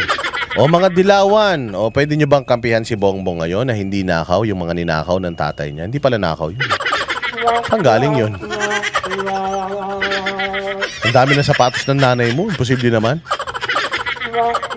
Sa buong mundo, siya lang ang may ganun karaming sapatos kasi kayo magnanakaw. Hindi daw ill-gotten wealth yun. Kaya daw sila nananalo sa mga kaso kasi daw napatunayan nila na hindi pagnanakaw yun. Gago, kaya kayo nanalo, naging presidente ka. Kaya kayo nanalo sa mga kaso ninyo kasi naging presidente ka ng Pilipinas. Yun lang yun. Pinagsasasabi mo. Isa sa dismissed for future cases laban sa pamilya at umano'y cronies nito ay ang 102 billion peso case na ibinasura ng Sandigan Bayan. O mantakin mo, binasura na ng Sandigan yung 102 billion case nila. Shout out sa mga magnanakaw ng motor at alagang hayop ng mga nalulubog ng mga baha sa San Miguel, Kalumpit, Bulacan. Putang ina mo yun. Nalubog na sa baha yung mga nalubog na sa baha. Oo, ibalik ang mga Duterte, OFW Dubai. Grabe naman. Shout out mga magnanakaw ng motor at alagang hayop ng mga nalulubog sa baha sa San Miguel at Kalumpit, Bulacan. Grabe naman kayo dyan sa San Miguel. Putya, ninanakaw nyo yung mga hayop at saka yung mga motor. Paano ba naman hindi magiging magnanakaw yung mga yan? Magnanakaw yung mga nasa gobyerno. Yung mga nasa gobyerno nga magnanakaw, pwede sila din. Oo, di ba? Hayop naman talaga. Oo, yun na nga. So, na-dismiss na daw yung kanilang mga kaso. So, ibig sabihin daw, hindi daw nakaw yung yaman na yan. Palakpakan natin, palakpakan. Palakpakan ng mga hayop na yan. Oh, ano pa? Oh, ito yung sinabi niyo, nabasura daw yung nabasura daw yung mga kaso nila kaya hindi daw yan nakaw na yaman. Oh, pakinggan natin itong sagot. Oh, nitong mamang ito, pinakamagaling na presidente sa buong mundo. Pasok. It's because they were proven to be not ill-gotten wealth. And so to characterize them as ill-gotten wealth, immediately I have to respond and to say, kaya nga kami nanalo dahil napatunayan namin na hindi ito ill-gotten wealth. Anyway. Ano na ngayon? Asan ngayon yung mga dilawan nating mga kaibigan na galit sa mga Marcos? Anong masasabi nyo ngayon? Sinagad ni Bongbong. Sinamantala ni Bongbong yung galit ninyo sa mga Duterte. Oh. Sa sobrang galit ninyo sa mga Duterte, hindi kayo pwede magalit kay Bongbong. Kasi pag nagalit kayo kay Bongbong, bati na kayo ni Duterte. Ganun lang yun. So di bali nang naririnig natin itong mga salitang ito. Halimbawa ako dilawan. Galit na galit ako sa mga Marcos noon. Nagrally pa kami yung buong pamilya namin dyan sa EDSA. Nag-EDSA Revolution kami. Isa kami sa mga nagrevolusyon dyan sa EDSA kaya para makuha sa mga Marcos ang kapangyarihan. At pinatalsik ang mga Marcos sa ibang bansa. At galit na galit ako kay Pangulong Duterte nung ipinalubog niya o ipinalibing niya itong si Marcos Sr. dyan sa libingan ng mga bayani kasi hindi naman yan bayani, magnanakaw yan. Dapat yan nakalibing sa libingan ng mga magnanakaw. O putya yan. Galit na galit sila noon. Sabi pa ni Kiko Pangilinan, ipapahukay namin yan. Ipapahukay namin yan. Hindi yan karapat-dapat na makulong dyan. Mag-rally tayo, mga dilawan. Duterte, resign dahil pinalibing mo si Marcos Sr. dyan. Galit na galit sila. Eto na ngayon. Sa sobrang galit din nila sa mga Duterte, naging presidente si Bongbong. Lahat ng mga kaso ng pamilya niya mga magnanakaw, na-absuelto na. O ano masasabi ng mga dilawan ngayon? O hindi ba gusto nyo hukayin si Marcos Sr. noon dahil magnanakaw kanyo? Paano yan? Sabi nito ni Bongbong Marcos, hindi namin ninakaw yan, kaya nga kami nanalo sa mga kaso dahil hindi kami magnanakaw. O paano na ngayon yan mga dilawan? O sila Agot Isidro. O sila Bumlabruska na mga Pinklawan. Ano masasabi ninyo? So sinasabi ni Bongbong na hindi naman pala nila ninakaw. Yung matagal nyo nang sinisigaw na magnanakaw sila, hindi naman pala sila magnanakaw eh. Mga sinungaling pala kayo mga dilawan eh. Mantakin mo magnanakaw tsaka mga sinungaling nagsama, putya yan. O, paano na ngayon yan? Hindi daw nila ninakaw. O, so paano yan? Yung mga namatay din ng martial law, hindi daw nilang pinatay yun. Nagpakamatay ng mga sarili yun. O so paano na sinasamantala ni Bongbong yung galit ng mga dilawan sa mga Duterte. Kaya sinasabi na ni Bongbong lahat ng to. Bakit? Kasi yung mga Duterte na lang ang tutuligsa sa kanya. Hindi siya tutuligsain ng mga loyalistang tanga. At saka ng mga dilawan tayo at saka ng mga Pinklawan. Bakit? Kasi nga galit sila sa mga Duterte. Kaya sabi ko sa inyo matalino si Bongbong. Akala nyo bobo lang yung maging presidente. Pero pagdating sa kasalanan, yan ang pinakamagaling gumawa ng kasalanan. O ngayon, makaka-imik yung mga dilawan. Sino ba yon? Yung mga dilawan na mga legit? O makaka-imik dito sa sinasabi ni Bongbong? Hindi. Bakit? Kasi nga, pag umimik sila dyan, di parang kinampihan na nila si Duterte. Ayaw nilang kumampi sa mga Duterte eh. Kaya kahit kainin nila yung tayo ni Bongbong, yung mga kasinungalingan ni Bongbong at itong mga kayabangan ni Bongbong, tatanggapin na lang nila para lang hindi manalo ang mga Duterte. Ang masaklap, kumain ka na ng sandamukal na tain ng mga Marcos. Lahat ng pride mo, lahat ng mga isinisigaw mo noon, prinsipyo mo, binalibali mo na. Tapos puta, mananalo pa rin si Inday. Ang saklap. Ang sakit. Napakasakit naman noon. Di ba kung ako siguro dilawan, mantakin mo dilawan ako noong panahon ni Pangulong Duterte, natalo lahat ng kandidato. Hindi na nakarecover ang mga dilawan simula noon. Hindi na talaga nakarecover. Dumating pa nga sa punto na si Bam Aquino hindi na tumakbo sa pagkasenador dahil sobrang lubog na lubog sila eh. Ganun klase na durog yung mga yung mga dilawan. Tapos ngayon ang pinakamasaklap nito para makabalik sila sa kapangyarihan, nakipagkampi sila dito sa tanas na ito. Kumain sila ng tae, suka, buni, hadhad, pigsa. Lahat kinain nila. Lahat ng mga tutsang, kachichas, alipungan nito, sinipsip nila. Para lang makabalik sila. Boom! 2028, putang ina, nanalo si Inday Sara tapos walang dilawan na nanalo. Ang saklap! Ang sakit! Matatalo pa si Risa Ontiveros. Tapos hindi na congressman si Leila de Lima, si Jokno, mabubulok palalo yung ngipin.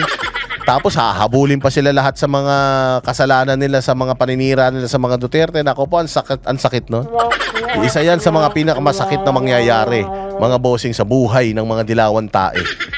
To get to your question, I'm afraid I have to give you again, I'll tell you the same thing I told you then. You know more about this than I do.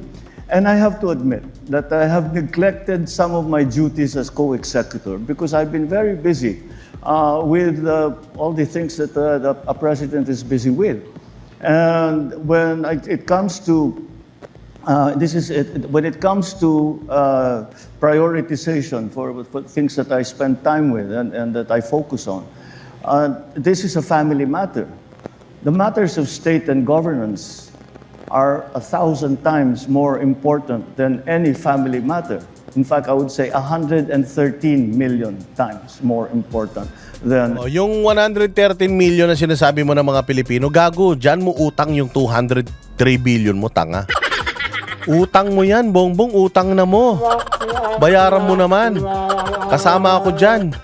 Sa 112 million na mga Pilipino, sabi mo yung 112 million reasons, gago. Kaya bayaran mo utang mo sa Pilipinas yan. Nagsasasabi nito. Any family matter. And that is why I've left it to the lawyers. My mother plays her part. She's the other co-executor. But again, you will have to talk to my legal advisors about that. I'll give you... Talk to my lawyers. Sisingilin nyo ako, ulul. Talk to my lawyers. Akala ko ba, hindi mo lang naasikaso dahil busy ka? Tapos ngayon, talk to my lawyers na. Ayop talaga naman. Ang galing-galing. Palapakan natin si Bongbong. Ikaw na talagang pinakamagaling na sinungaling sa mundo.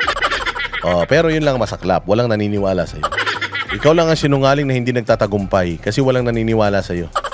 The number of my lawyers, and they'll be happy to explain really the evolution of this entire thing. I hear about it in passing, but I don't really sit in on meetings, and I don't really concern myself with that so much. I believe that I have some... I do not concern myself on that too much. Wala siyang paki doon. Wala siyang paki doon, mga bossing, kayo naman. Sobra naman kayo. Some very good legal advice, and I leave it up to them. First of all, I'm not a lawyer, so that legal...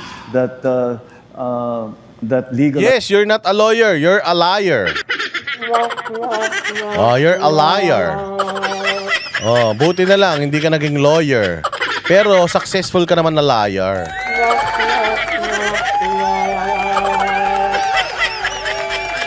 Diba? Ang saya-saya dito sa channel natin, diba? Alam mo, pag dito nyo sa akin naririnig si Bongbong, ang saya nyo. Pero sa pag ibang channel nyo naririnig si Bongbong, minit ang ulo nyo, diba? Dito good vibes lang tayo. Asarin lang natin yung mga troll. Dito ang pikon talo. Advice is not something that I fully understand, and it's not something that I... Ay, salamat! Nagkaroon din ng kulay ang ating buhay. Salamat kay Utsukushiji. Utsukushi, salamat sa iyo diyan sa Amerika. Mabuhay ka, God bless you. Pati yung mga kapitbahay mo, mabuhay din. At lahat ng mga barangay ninyo buo, lahat kayo magsama-sama, mabuhay kayong lahat. Mabuti na lang. Kumagana pa pala yan. Linggo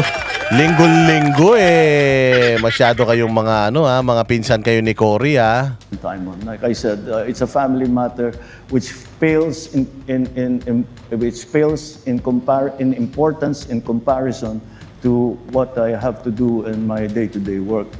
Day-to-day work? Gago, wala kang trabaho, day-to-day work mo. Day-to-day work mo, mukha mo. Oh, gag.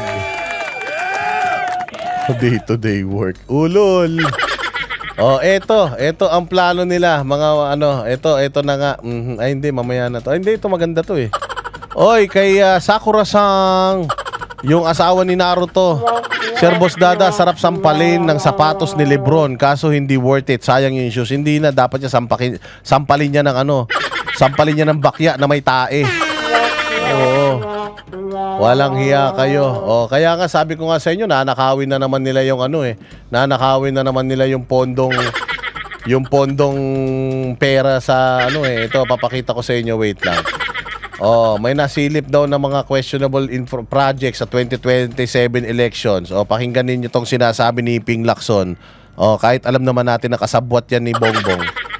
Mayroon daw mga budget na mga bago na naman, hindi na nga nagbayad ng utang.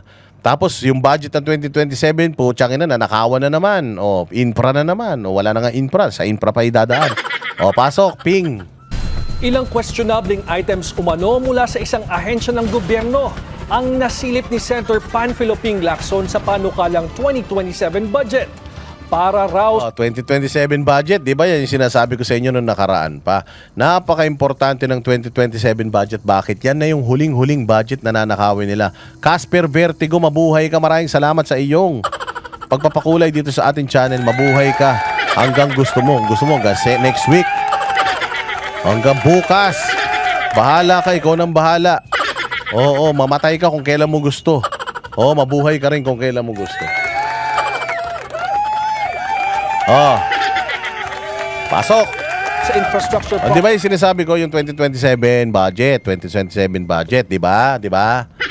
Yan ay huling-huli kasi yung 2028 hanggang Mayo na lang sila.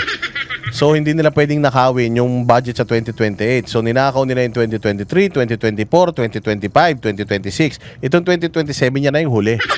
Last hura yan. Kaya nga mas malaki yung budget natin ngayon 2027 kaysa ng 2026. Kasi nga ito na yung huling pagkakataon, ito na yung huling salbo ng kanilang pagnanakaw sa pera ng taong bayan. Kaya kailangan bantayan natin to. Putang ina, ubos to. Maniwala kayo, last na to. Oo, hindi na sila makakapagnakaw sa mga susunod. Ito na ang huling pagkakataon nila. At ito na yung mga gagamitin nila para manalo ulit sila sa susunod na eleksyon. Ito na ang gagamitin nila para mabuhay sila sa mga kuweba na pupuntahan nila pag nagtago sila, hinabol sila ni Inday Sara. Pabati naman sa baby hair ni Kuya Jun. Baby hair? Si Kuya Jun may baby hair pa? Baka kalbo yan ha. Kuya Jun, sa baby hair mo mabuhay. Sana yung mga patay na buhok mo mabuhay yan. Ha? So itotodo na nila, sabi nga ni Chori Choli, itotodo na nila yung kanilang pagnanakaw. Totodo na nila yan. Wala nang patid dyan. Putang ina, sabi ko sa inyo, kahit sang kusing, lahat yan ibubulsa nila kasi nga kailangan nila yan. Kailangan nila yan para sa pagtatago, sa asylum. Kailangan nila yan para sa pagbabayad ng mga judges. Kailangan nila yan para sa sa mga pagbabribe ng mga kinauukulan dahil hahabulin sila lahat ni Inday Sara. Kaya ito, may napansin na si Ping. Project sa mga ito at wala pang tiyak na halaga. Narito ang Agenda Weekend Report ni Andrea Salve. Dapat may malinaw na breakdown ang bawat programa, aktibidad o proyekto ng pamahalaan. Ito ang iginiit ni Senator Panfilo Ping Lacson sa kanyang pagbusina sa nasilip na umunoy questionabling lump sum appropriations para sa infrastructure projects ng isang ahensya ng gobyerno. Sa isang radio interview ngayong Sabado, sinabi ni Lacson na ito ay sa gitna ng kanilang ginagawang pagsusuri sa 7.3 trillion peso proposed national budget for 2027. Paliwanag ng senador, ang tinatawag na lump sum appropriations ay mga items sa national budget na hindi malinaw kung paano maipatutupad. Hi, salamat kay Maris Bog. Maris Bog, 1, mabuhay ka. Hi boss, happy Sunday sa atin. Basta Duterte tayo, of course. Nariyan umano ang description at halaga pero hindi alam kung saan at paano.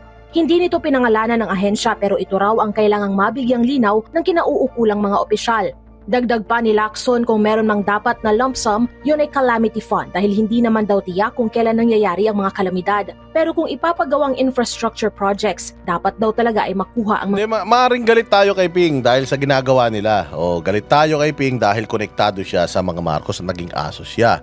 Galit tayo dyan. O, pero yung mga ganitong mga expose niya, kahit na alam natin na puro papogi lang yan, o dapat siniseryoso natin yan. And ano lang yan, prueba lang yan doon sa ating mga sinasabi sa ating mga vlogs na ito talagang gobyerno na ito, yung 2027 budget. Kaya busy ang Senate ngayon at busy ang mga congressman, hindi sila napag-uusapan ngayon kasi puta kinakatkong nila yan. Oo, inuurot-urot nila yan, pinaghahati-hatian na nila yung 2027 budget, 7 trillion na naman yan. Puta yung inutang ni Bongbong Marcos sa loob ng 4 na taon. Inutang ni Pangulong Duterte yan sa loob ng 6 na taon. May pandemic pa tayo, may build pa tayo. Hindi masama mangutang. Okay man lang ang mangutang. Basta you're spending yung utang mo ng maayos. Ini-spend mo siya sa mga makabuluhan na mga bagay. Okay lang mangutang. Ini-spend mo siya sa mga bagay na kikita tayo para mabayaran yung utang. Ang masama nito, nangutang ka ng nangutang tapos wala kang ginawa, yun, kasalanan yun. Tapos ang masama nito, ang magmamana nun tayo. Tayo lahat nagmamana nun. Yung utang na yun, maniwala ka. Yung utang ni Pangulong Duterte, kahit manahin natin, okay lang. Kasi naisalba naman niya tayo nung pandemic, nakapagbigay sila ng mga social amelioration plan. Tapos may mga infra projects tayo, may subway tayo na hanggang ngayon hindi pa tapos dahil dito sa bobong presidente natin ngayon. So ayan mga bossing, okay lang mangutang kahit gaano kalaki yung utangin mo, okay lang basta una nababayaran mo at nilalagay mo doon sa mga proyekto na kapakipakinabang sa mga Pilipino at generate ng revenue para mabayaran mo. Hindi. Nangutang ka trillion, dating 4 trillion lang yung budget, ginawa mong 7 tapos putangin na ipinamahagi mo sa lahat ng mga kawatan sa Pilipinas para hindi ka nila awayin. O kasalanan mortal yan. O so kahit na ganito si Ping, may ganito siyang expose, iyan ay patunay doon sa ating haka-haka na nanakawin nila yung 2027 budget. Ayan na yun. Mga detalye nito. Sa August 27, inaasahang magsisimula ang briefing ng Development Budget Coordination Committee. Dito posibleng Paano ngayon sila magbi-briefing? Puta busy sila sa impeachment. Yung impeachment, araw-araw yung impeachment. Sabi nga nila, baguhin na natin yung oras ng impeachment, gawin na natin sa hapon ulit para hanggang gabi tayo. O paano kayo makakapag-briefing patungkol sa budget? Putangin na yan, busy kayo sa impeachment. So yung impeachment na yan, pang-distract nila yan sa mga sarili nila para pati ang tao distracted, putya pipirmahan na naman ni Bongbong yan. Sabi nga ni Bunuan sabi ni Bunuan, ang dami kong nakita na mga irregularidad doon sa mga nakaraang budget. O sabi din ng Malacanang, ang dami daw irregularidad. Gago, ba't pinirman mo? Bongbong, ba't mo pinirman kung madami palang irregularidad kung di ka ba naman tangat kalahati? Pinirmahan mo yung budget tas madaming irregularidad. O gag ka. Jojo Hugo, ang kagandahan lang ngayon ay nahubaran talaga ang mga politikong trapo. Totoo yan, Jojo Hugo, nahubaran talaga sila. Putang ina. Pati yung mga balat nila sa mukha nahubad. Nakita natin mga buto nila, mga kulay itim pala talaga. Mal na ilahad ni Lacson ang natukoy na issue sa National Expenditure Program. Pagtitiyak naman ng senador, pananatilihin niya ang mga reforma sa proseso ng national budget. Ngayon pa nga lang din daw, Lul, dami mo alam. Dami mo alam, Ping. Ayusin daw niya yung reforma, putanginan nyo. Taon-taon nyo nang inaayos yan. Hindi nyo naman naayos-ayos, mga hayop kayo. Eto mga bossing, yung lumalabas ng mga balita ngayon. Yung leadership funds. Pakinggan muna natin yung balita tungkol dyan sa leadership funds. Sige, pasok. Leadership fund, yan daw yung bagong korupsyon. Yan daw yung bagong pork barrel. Sige, sino mga binanggit dyan? Si Robin, si Bongo, si Mig Zubiri. Alam nyo ba kung bakit nabanggit si Mig Zubiri dyan? Kasi alam nila si Mig Zubiri hindi yan pipirma sa impeachment ni Inday Sara.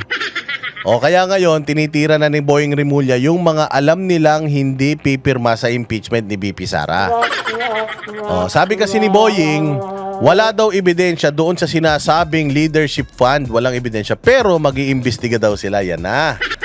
Ayan na yun yung mga ganyang salita. Mukhang wala naman ninakaw si Mig Zubiri, pero mag-iimbestiga tayo. Alam mo yung mga ganong salita, ibig sabihin nun, putangin na mo Migs, huwag kang magkakamali. nasa ano ka na, nasa radar ka na ng ombudsman. Putya, pag nagkamali ka, hindi ka bumoto pabor sa impeachment ni BP Sara, tangina may kaso ka sigurado. Ganon yan. Sila Villanueva, sila Chis Escudero, ganyan ang ginawa nila. Oo, para lang pumirma sila sa impeachment ni BP Sara kasi nga nanakawin nila yung 27 budget. Kailangan lahat ng tao nakafocus doon sa impeachment ni BP Sara para makuha nila yung 2027 budget. Ganun lang yun. Pork barrel. Lord, mga kapatid ha, ganyan tinawag ni Senator Ping Lacson, yung tinatawag na, panibago na naman tayong tawag sa mga fund. Leadership Fund, umano, ng mga senador sa DPWH. Kaya pala, gusto niya yan ipabuwag. At may special mention pa nga raw dyan mismo yung ilang senador. All 24 senators lang naman daw. Para lang, Dati. No, hindi na ngayon, medyo wala lang. Para lang din sa konteksto, yan yung isiniwalat ni dating DPWH Secretary Manuel Bunoan sa paglilitis sa flood control case si Senator Bong Revilla Jr. sa San Diego. Di ba si Bonoan ang ang nag-expose, putang ina siya ang sindikato. Siya ang magnanakaw. Sila dyan sa DPWH siya magnanakaw, tapos kung sino-sino na naman ang sino-sino na naman dinadamay na senador. Gago yung speaker, hindi mo na naman dinamay. Tarantado talaga kayo ni Bongbong. Oo, putang ina si Bongbong Marcos siya kasi speaker ang may kasalanan ng lahat ng mga yan. Sila ang pumipirma ng budget Si speaker ang gumagawa ng budget, pinipirmahan ng presidente. Tapos putang ina kayo dyan sa DPWH, gumagawa kayo ng mga proyekto ng mga ginagawa nyong ghost. Nila binibigyan nyo ng komisyon yung mga yung mga proponents, mga hayop kayo. Tapos pakikinggan natin tong ulol na ito, sinungaling ito. Katarantaduhan yan. Yan bayan, kahapon lang yan mga kapatid ha. Meron, anya, sabi ni dating Secretary Bunoan, may 24 billion, letter B, billion pesos daw nilaan sa Leadership Fund sa 2024 at 2025 na DPWH budget. So kung 24, parang tigbo 1 B, gano'n. Kung 20% senators. Depende, yun. kapag ikaw daw ay committee head. Ngayon, sabi ko nga sa inyo, masama ba? Masama ba yung insertion? Masama ba yung magproyekto ang isang senador, ang isang congressman? Masama ba? Hindi masama yun. Walang masama na magproyekto ang senador, trabaho ng senador yan. Walang masama na magproyekto ang congressman, trabaho ng congressman yan. Walang masama kung mag-propose sila ng mga proyekto. Ang nagbabudget niyan, DPWH. So DPWH ang namimili kung sino ang favorite nila na mga senador. Kung may paborito silang senador o congressman, ibig sabihin malaki rin ang komisyon nila doon. Yung project mo ang ipaprioritize ko pero kailangan may cut ako. Ganun ang style dyan mga bossing. Walang masama sa isang senador. Kaya nga yung sinasabi kay Risa Ontiveros na marami siyang insertion. Ba't nagagalit siya doon? Wala namang masama sa insertion kung di mo ninakaw yung pera. Hindi masama ang insertion kung hindi mo ninakaw yung pera. Kung yung proyekto na project mo nung pinondohan ay talagang binusisi mo yung proyekto, tiningnan mo yung gawa kasi syempre pangalan mo yung nakalagay doon. Tapos sinigurado mo sa taong bayan na gagawin ng DPWH ng matiwasay yan, walang problema. Pero kung putang inang yan, nag-usap kayo ng DPWH at sinabi ng DPWH sa'yo, katkungin natin yung pera. Dahil ikaw ang proponent, bibigyan kita. Tapos tinanggap mo, yun ang masaklap. Walang masama sa insertion. Walang masama sa insertion, lalong-lalo na kung mapupunta talaga sa serbisyo at mapupunta talaga sa proyekto. Masama po yung insertion, kahit 5 piso lang yan, putangin na kung ninakaw mo, masama yan. Ganun yan. Abot na ng 1B. Ang sistema hindi raw bababa, ito na, sa 500 million pesos ang nakuha ng bawat senador o inilaan sa bawat senador. 1 billion pesos naman daw noon sa mga chairman ng major committees. Si dating Senate President Mig Zubiri daw ang may discretion o yung nakakausap nila sa hatian. Pero Yan na, si Mig Zubiri, lumutang na yung pangalan. Yan na sinasabi ko sa iyo, Mig Zubiri. Masyado ka kasing traidor. Hindi mo alam na yung mga pinagsisilbihan mo ngayon, tatraidorin ka din. Tatraidorin ka niya ni Bongbong, tatraidorin ka niya mga tao dyan sa Senado. Dahil alam nila, Migs, hindi ka boboto sa impeachment ni BP Sara. Kaya ikaw ngayon pinalulutang nila yung pangalan mo para matakot ka. Mga bakla kayo pare-parehas dyan, hindi kayo handa makulong. Katulad nila Robin Padilla, nila Marcoleta, nila Atlan Peter Cayetano. Ngayon, putya nilalagyan kayo ng na baka makulong kayo. Dahil dito sa mga pinagagagawa ninyo, tapos matatakot kayo. Huwag kayo magpapapressure. Kung ikaw, Mig Zubiri, alam mo wala kang ninakaw, hindi ka matatakot makulong katulad ni Jinggoy. Kung alam mo na kung ginawang ka ng kaso at makakalusot ka dahil wala ka naman ninakaw, walang ebidensya sa'yo, hindi ka matatakot makulong, Mig. Yan sinasabi ko sa inyo, kala ninyo kampi niya si Bongbong, gago. Si Pangulong Duterte nga, pinalubog yung tatay niya. Si Inday Sara nga, tinulungan sila manalo, hinahayop nila, kayo pa. Walang loyalty yung mga yan, putang ina, sabi ko nga sa inyo. Oh, mga satanas ang angkan ng mga yan. Yung mga nananalaytay sa dugo nila, putya, biblical yan. Panahon pa ni Eva at Adan, sila na yung mga gumagawa ng kasalanan. Akala nyo naman, loyal sa inyo yung mga yan. Wala, hindi yan loyal. Akala lang ninyo yun. Pero ha, Lord and Johnny, dininay niya yan agad. Pakinggan natin to. As Senate President, I never requested, held, or handled any list of project requests from senators. Because the media is asking me this, and I want to put this on record. I refuse to handle any such list. Wala po duman na proposed budget amendments sa ating tanggapan. Alam ng mga senador yan. May nabanggit yung pangalan si Bonoan. Bukod kay Revilla na sentro ng kanyang testimonya kahapon, nagpadala rin daw ng listahan ng mga proyekto sa Senators Robin Padilla, Bongo at Jinggoy Estrada. Oh, ang sabi, nagpadala ng listahan ng proyekto. Itong mga senador na ito, masama ba yun? Hindi masama magpadala ng listahan ng proyekto. Siyempre may constituent ka, siyempre manliligaw ka, gusto mo yung proyekto mo, yung i-prioritize nila. Ang tanong, nangumisyon o nagnakaw bang mga ito sa mga proyekto na yan? Hindi naman nasabi ni Bonoan yun. Ang sinabi lang ni Bonoan, nagbigay sa kanya ng listahan ng mga proyekto, itong mga ano na ito. Pero sabi nga ni Robin Padilla dito, for later release lahat yun. Kaya nga namin kaya nga namin inililigaw kasi putya, hindi naman kami priority ng administrasyon na ito. Kaya nanliligaw kami na baka naman yung project ko naman ang gawin ninyo. Hindi man masama yun, trabaho yun ng senador eh. Pinasasama lang nila pero hindi masama yun. Walang masama sa pagpupropose ng proyekto dahil trabaho mo yun bilang senador. Pag wala kang proyekto na ipinropose, puta, hindi ka nagtrabaho. Ibig sabihin, nagpalaki ka lang ng betlog mo dyan sa Senado. Ganun yun. Oo. Ganun yun, mga bossing. Oo, sige, diretso. At no comment pa si Estrada na nakakulong sa Estrada. Alam si Bonoan, bukod kay Revilla na sentro ng kanyang testimonya kahapon, nagpadala rin daw ng listahan ng mga proyekto sa Senators Robin Padilla, Bongo at Jinggoy Estrada. Ipinadaan daw nila to kay dating DPWH Undersecretary Roberto Bernardo. Pero may banat dyan ngayon si Padilla at Go. At no comment pa si Estrada na nakakulong dahil sa kasong plunder. Siya ang akusado, it would be best that he focuses his defense on proving his innocence rather than dragging our work as legislators into their mess. Sana lang po sa susunod pag kami nagsulat ng ganyan, ituloy-tuloy nyo naman kasi nabanggit kami pero hindi nabanggit na FLR yon for later release. Meron silang proyekto pero for later release. Lahat ng mga minority senators, walang budget yun for later release. Oo. Ganun yun. May mga listahan sila ng mga proyekto, normal yun. Kaya ka nga kaya ka nga may mga constituent. Siyempre, anong request sa'yo ng constituent mo? Tulay. Ito tulay. Gawa ng tulay yan. Anong gusto mo? Basketball court. Gawa ng basketball court yan. Ang tanong, popondohan ba yun ng gobyerno? Yun ang tanong dun. Pwede ka magproyekto ng 1 milyon na proyekto hanggat gusto mo. Ang tanong doon, popondohan ba yun ng gobyerno? Kung mas marami kang proyekto na inilatag, ibig sabihin mas marami kang gustong magawa sa termino mo. Ang tanong is, popondohan ba yun ng gobyerno? Parang yung 10,000 ayuda ni Cayetano. Nyo yun, inilatag niya yung 10,000 ayuda bawat pamilya. Anong ginawa ng administrasyon? Inekis yun. Hindi, wala tayong pera. Proposal ko yun, hindi natuloy. Bakit? Kasi hindi pinirmahan. Hindi ibig sabihin na nakawin ko yung pera na yun. Para yun sa inyo Umayaw ang presidente. Yun ang problema. Walang 10K dahil inayawan ng presidente. Plain and simple. So yung mga project ni Robin, halimbawa sa 100 tulay yan. Nagawa? Hindi. Kasi hindi siya lab ng gobyerno. Nakapagserbisyo siya sa kanyang sa kanyang constituent? Kasi meron naman siyang mga propose na mga proyekto. Ang problema, hindi nga lang binadgetan.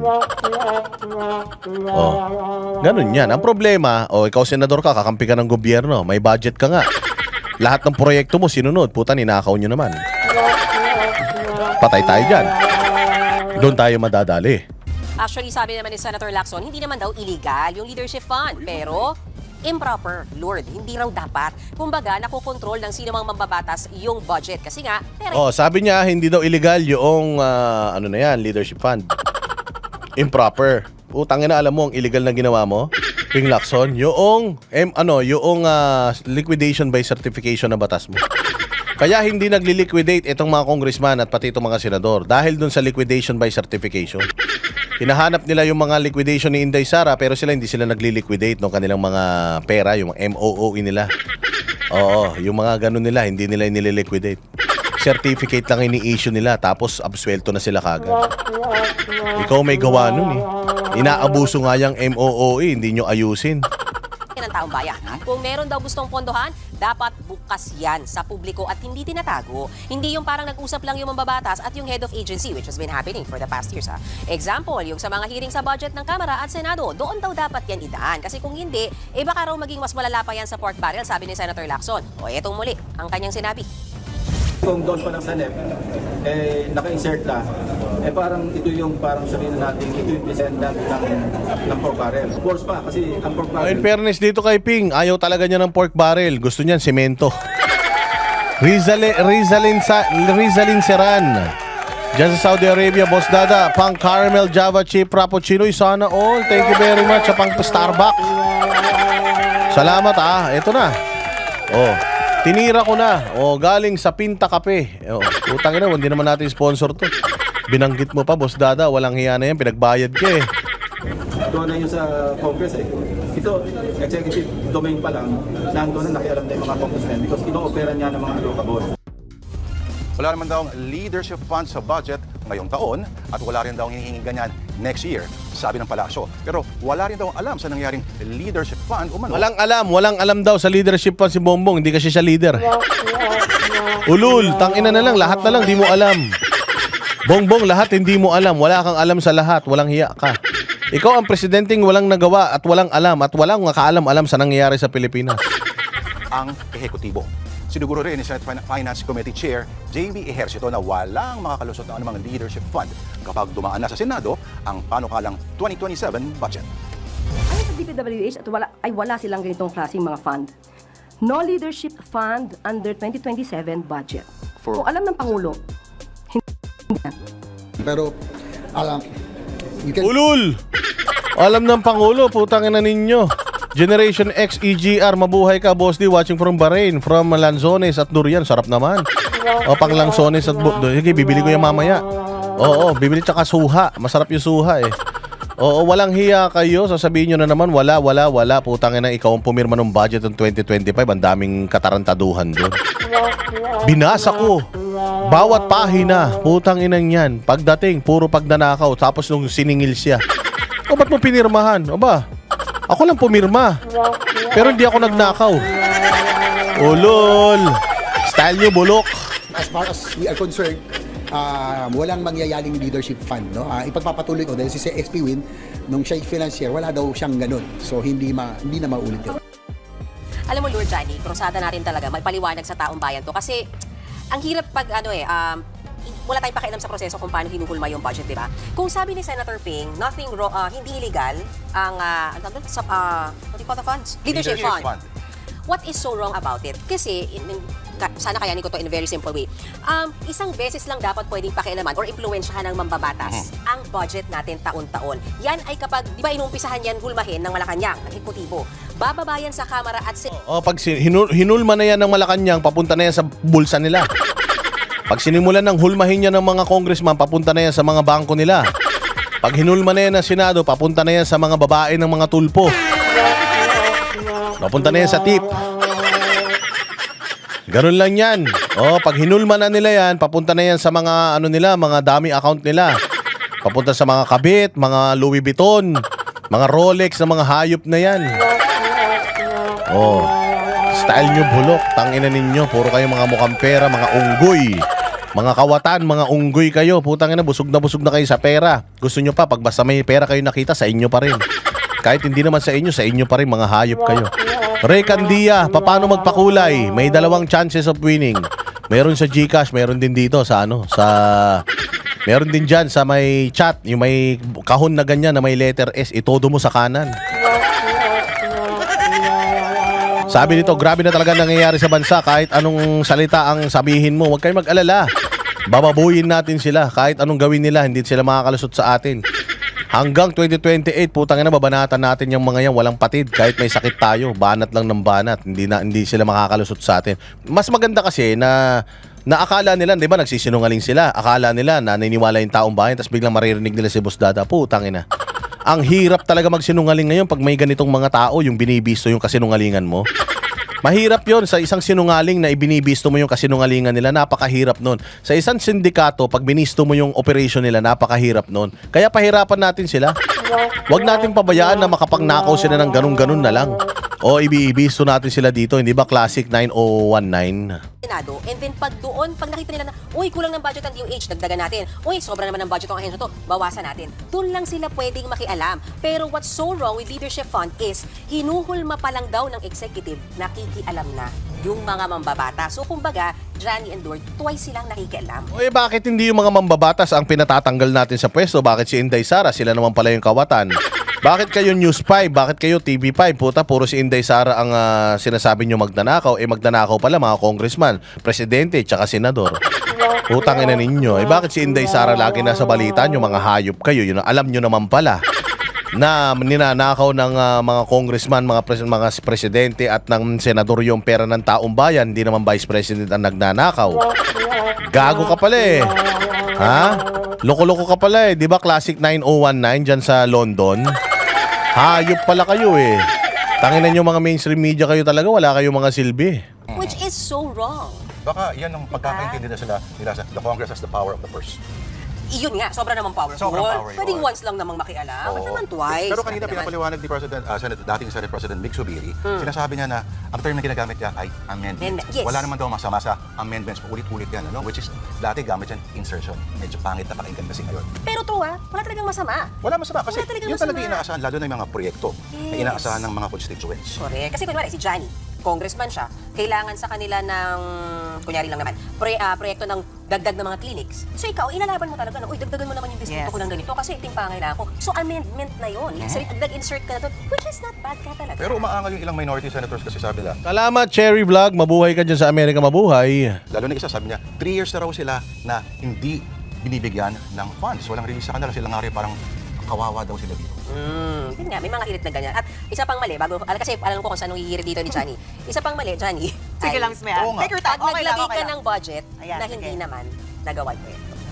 Which is ghost. Yes.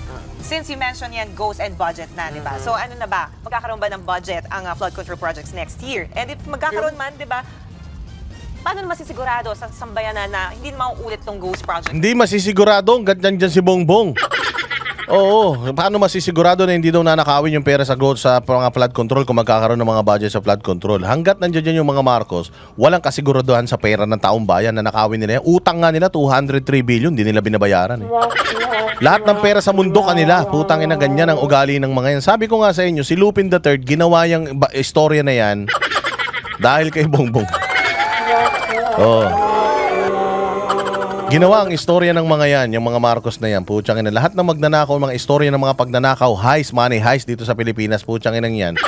Ang inspirasyon nila, mga Marcos. Ganun yun. Oh, so paano tayo makakasigurado na hindi mananakaw pera ng taong bayan? Hanggat nandiyan yan sa posisyon, hindi mahihinto sa pagnanakaw mga yan. Oh, kaya ang mahihinto lang ang pagnanakaw sa 2028 pag hindi na nanalo ang mga hayop na yan. Kung magkakaroon ng eleksyon, may manalo ibang presidente, matino, mga Duterte, ganyan. Ay, ibig sabihin, hindi na magkakaroon ng pagnanakaw. O halimbawa, si Pastor maging senador. O si Pastor maging vice president. President, wow! O, sigurado tayo, wala nang pagnanakaw niyan dahil maganda ang vision nila sa Pilipinas, mahal nila Pilipinas. Pero kung ang mga mananalo, mga congressman, senador, presidente, mahal pa rin nila yung pamilya nila, pera ng pamilya nila, ekonomiya nila. Walang mangyayari sa bayang Pilipinas hanggat di tayo magkakaroon ng leader na kasing katulad ng mga Duterte. Madam Sean, pang-durian. Salamat naman dyan sa pang-durian, ha. Kulang yan. Kulang yan. Mahal ng durian kaya. 300 ang ang isang 300 isang buo eh. Kulang yan. Thank you very much, mabuhay. At maggimpal pa. May sagot yan si JVR to. Ano? Di ba? Ano? Hindi porke titigil na daw. Very valid point. Correct. Meron, Johnny, kahit pa naging controversial na sobra yung flood control, meron pa rin for next year. Pero ang sabi nila, kukumpletuhin na lang kung ano yung mga hindi natapos ng flood control projects. Pero no more new flood control projects. Paano masisiguro kung kailangan magbantay yung mga ahensya. Dapat kasi naman, binabantayan naman talaga yung construction. Hindi yung pag nabigay mo yung pera, para ka na nagtapo na lang sa hangin. Mababa lang. O di sana kayo, media, binabantayan nyo. Putanginan nyo, si Inday Sara lang binabantayan nyo.